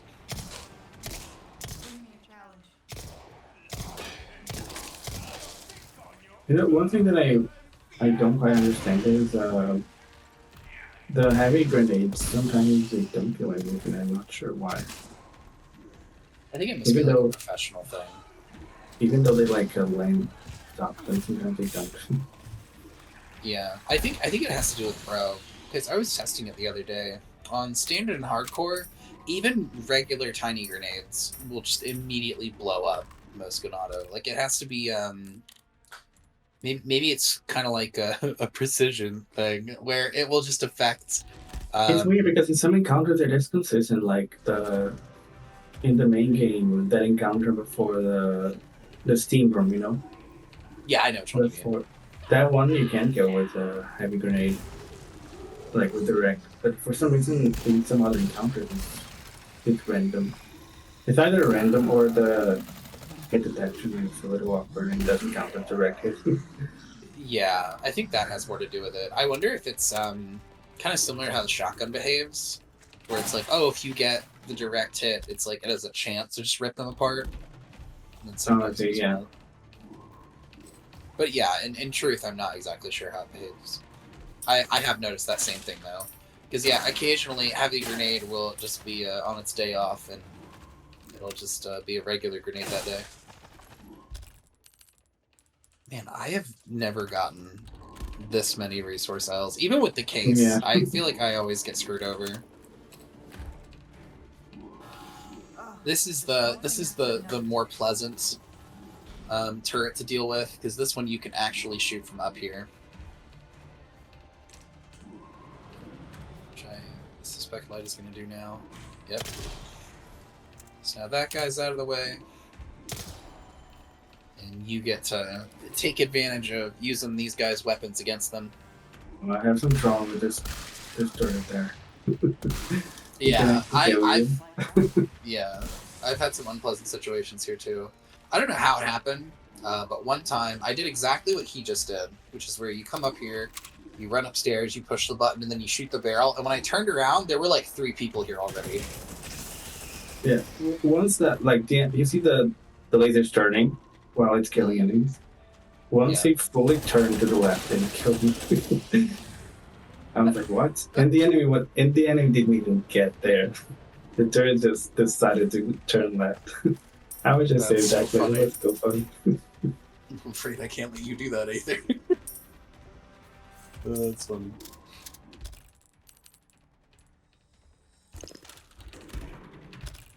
Yeah, that's the joy of RE4 Remake. You never know what you're gonna get. I think it's once the turret detects an enemy, it kind of moves in like a constant speed. And I guess because the enemy was sprinting, it kept going at that specific speed, and it was enough to go all the way to the left. Yeah. Those turrets are Those very are playing. weird.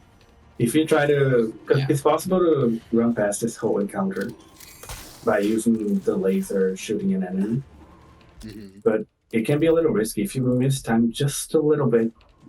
Not only you take damage, but you die. The way that it behaves as well is really strange, because you can see the laser sort of turn when it's locked onto something, or like you can see it change, like the pattern on it looks different. But one thing that's really strange about it is once it's locked onto a target, you can like run around inside of the laser, and the shots won't hit you. It'll only hit its target. Yeah.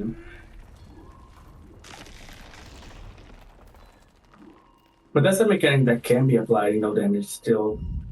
Yeah. It's just you need to be very comfortable with the timing. I didn't know about that one either. Man, all this money I could have been getting. Because yeah, similar to the main campaign, I only ever did all treasures once, and I was like, well, looks like you get a lot of money. That was the most I was concerned with. So.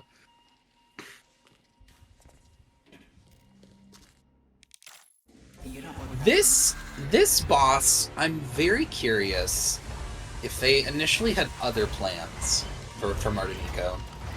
Because Martinico is completely working, has a bunch of animations, has an entry in the model viewer, and it's not as though they necessarily needed a threat to pressure Ada to run down this laser hallway.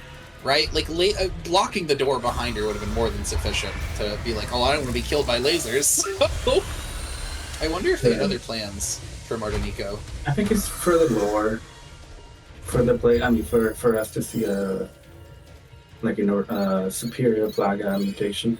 But I find him a little underwhelming. Like he's supposed to be the next level of the Plaga, but he just looks like a Hunter Gamma. Yeah, kind of. He's just a thick boy. This guy is a scripted grabber with like no HP, but funny enough, if he grabs you, unlike the scripted grabs of the main campaign, it actually does damage. So you need to be cautious about that guy. One thing that is nice about Island Ganados is their loot pool gets like heavily modified to just give you way more money. Better watch out. So if you're fighting Ganados on the island, you are getting paid for it. Yeah. And also your melee damage increases once you reach the Well, island. that was excessive. Yeah. Oh wait, really? Yeah. Actually, in the castle too. Your base melee damage increases. See, that's a tricky one. If you're a no damage runner, it can be a little bit difficult to observe stuff like that because, in particular, melee attacks are insanely dangerous in Resident Evil 4 Remake. Unless you are fighting one person, it is almost never worth it to go for a melee attack because the radius of your kick or your punch or whatever it is you're doing is so pitiful.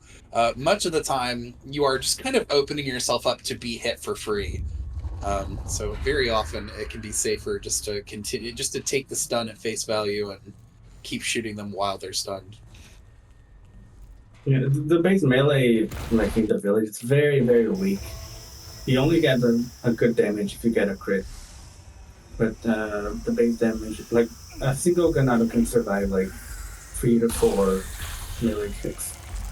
Yeah. Only the suplex has the property of always killing him. And that still applies on the island. It's really nice. And on the topic of melees, critical hits, oh my gosh, critical hits are completely insane at times. Like fighting Krauser 1, it's like if you get a crit, it's like the fight's pretty much over now.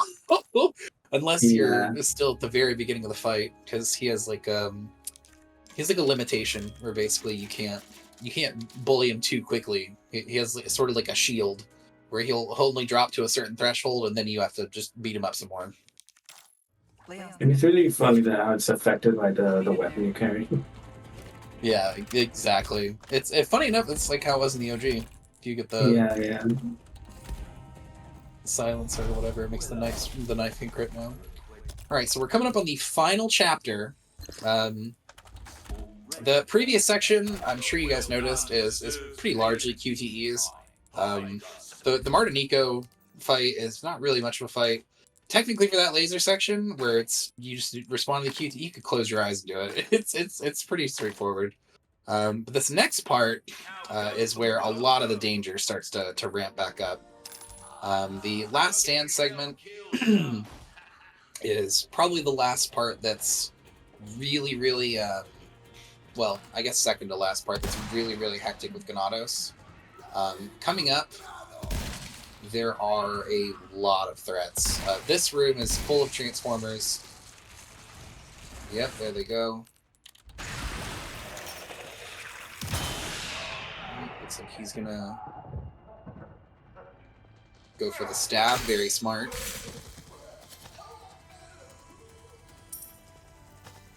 And it's kind of late in the run to be bringing this up, but in case you guys were not already clued in, one of the big benefits to killing something with a knife execution is that if it's a scripted Plaga, like if he's going to turn into a Lost Plaga, a completed Plaga, or what have you, he won't transform.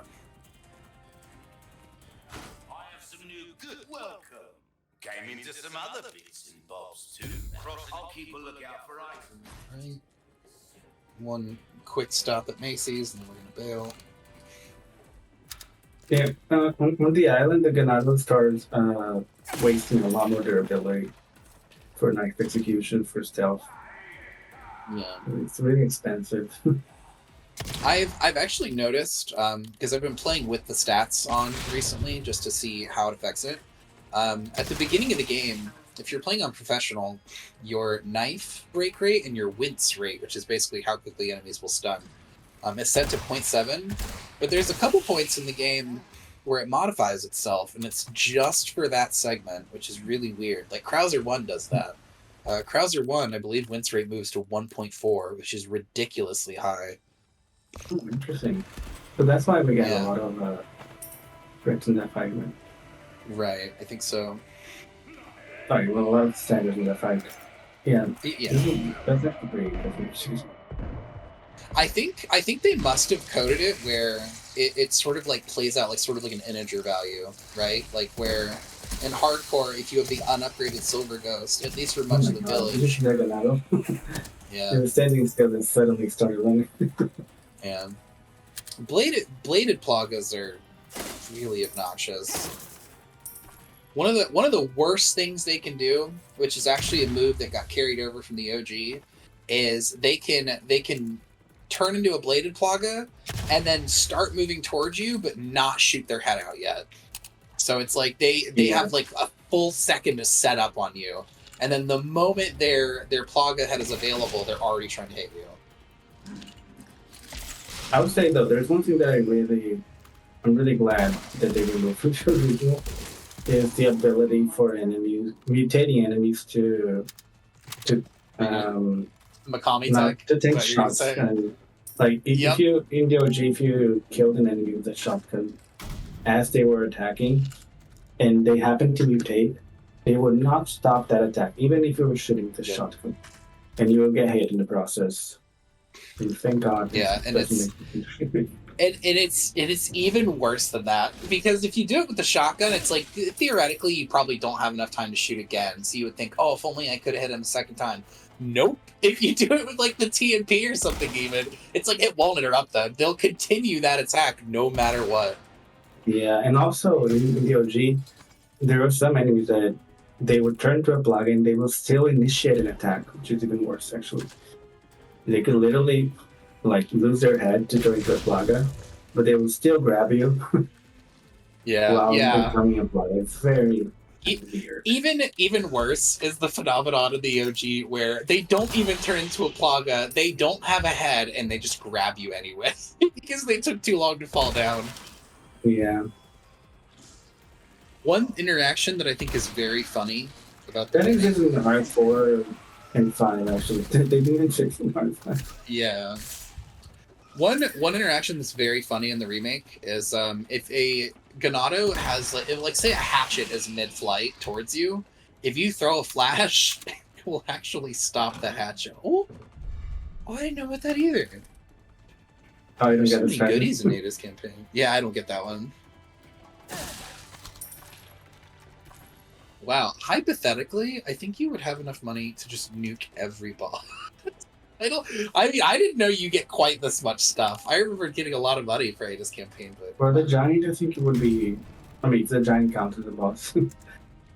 I think it would be hard to make a rocket there, right? You would have to sacrifice a lot of upgrades, I guess. You would probably have to go without a little bit, I think, for the first part of the village with Rogue 1 and 2. Obviously, you can't buy anything for Rogue 1 anyway, but for Rogue 2, I think you'd be hurting. But even with minor upgrades, you can make Rogue 2 go pretty quick and still be very safe. All right, gamers. So we have a fight coming up. It is, in my opinion, this is the best fight of the whole DLC. I think Sadler's reimagining is really good. Now I am.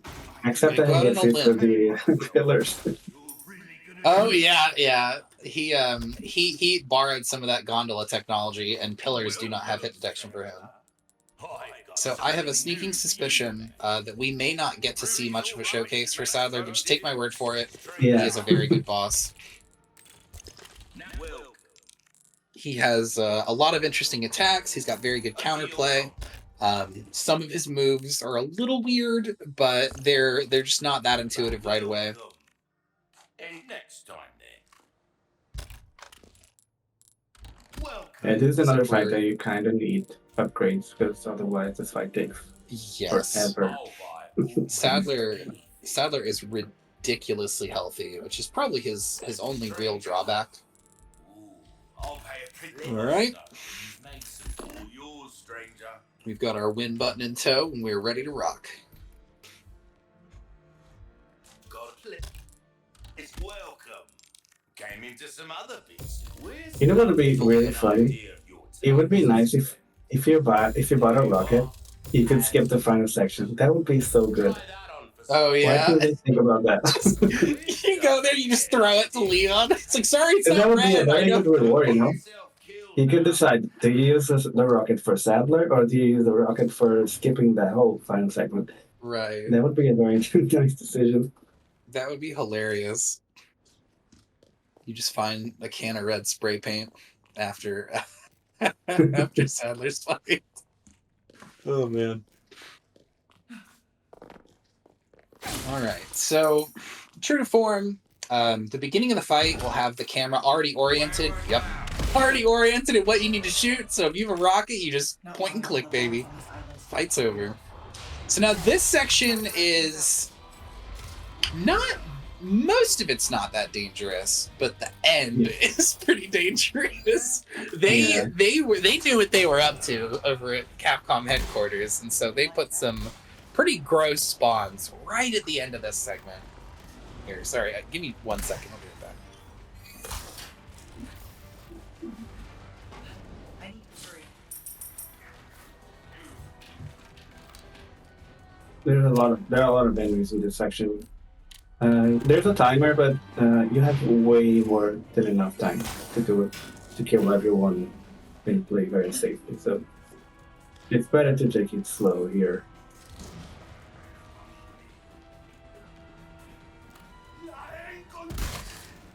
Oh, that's a very schematic use of the heavy grenade.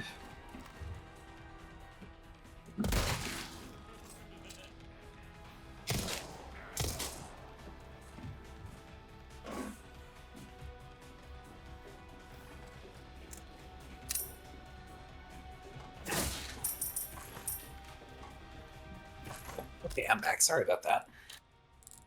But yeah, this section has, like Aether just said a second ago, it has a timer, but similar to the main campaign, it really is not that pressing. You can take this part pretty slow and still make it through with more than enough time. Here we go. Oh. So that's why we got the shotgun upgrades.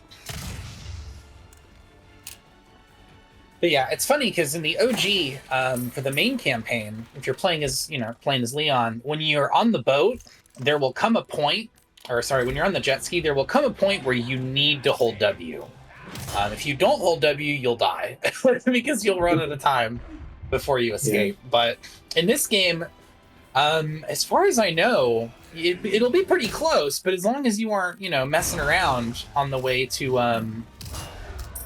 Did he get? Okay, good. This guy right here, he works for Capcom specifically. Some of the time you can throw a flash there, and that guy will not stun. So he'll just pop you one as you come around the corner. Yeah. I've had that happen too. He's got. They put like 2 boots there. One that is the worst boot ever. Yep. See, this is how I know that Capcom knew that that's the worst enemy, because they put one there, and then there's another one coming up in like 10 seconds. Yeah. And he's literally... Honestly, this part of the notes I don't like. Because I had some weird situations happen here. I eventually got it sorted out where it's pretty much, it's always played out for me the same way. You run up, you summon them, and then you run back. And then as soon as the first one is visible on the left, you throw. And then you'll pretty much always get RNG where there should be a guy on the right. Yeah, right there. And so pretty much exactly what you just did. Yeah, I had one case where, the Novi fall down on your left. But he doesn't actually die, At least when there are times that he doesn't die. He actually keeps, he flies on top of like an object. And when you come to this place, he suddenly comes follow you. And that's the worst part. You don't want Novi's messing around. Yeah, you don't want anything to mess up with you here. So this is the very, very last part of the game. And right here, a melee brute is going to drop down. And these guys, let's see if the elevator's nice to us today. Very cool. Nice. So this part can be very weird. The elevator has kind of some rules when it comes to enemies. And one of those rules is if the elevator feels like it, then you cannot use... Whoop. Oh, that's so funny. Oh, I didn't know about that one. I didn't know about that either. All right, that's game, everybody. That's a GG right there. So Only one hit will hit unfortunate, Robert. yeah, pretty errant hit. It's like that could happen to anybody. You can get very unlucky with archers from time to time, especially with their weird shooting through walls technology. But yeah, other than that, that was a clean separate ways. Leon, use this. All right, we got Drip Leon. He's going to come to his senses any moment now. All right, come on. Let's see that score.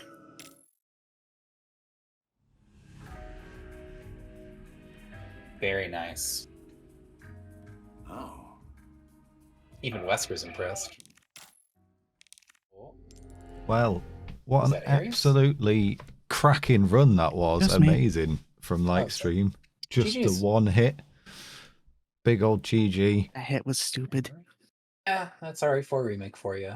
Thank you both, Shiny and Ether, so much. Massive congratulations, Light. That was a great run and a great showcase of the I did not DLC. know he could hit for that great. I tested last night and nothing happened. I mean, I don't think anybody's any less impressed by one rogue axe. Yeah, that was really well played. Yeah, incredible run. Thank all three of you once again. Everyone else, make sure you stick around for our next run, which will be Resident Evil Village Shadows of Rose. Go grab yourself a new brew, refill the snacks, and we'll be back very soon. Thank you guys once again. Any last words? Where can we find you all? That sort of stuff. I don't really stream, so not worth it. Thankfully, the Team Hitless account is way ahead of it. So you can find me at twitch.tv/shinypockets. We do a bunch of no damage stuff. We still do, against my better judgment, RE4 remake stuff. So yeah, go follow me there. I was actually expecting to get hit a ton, not almost zero. Excellent. Thank you guys very much. We'll be back very soon with some Resident Evil 8.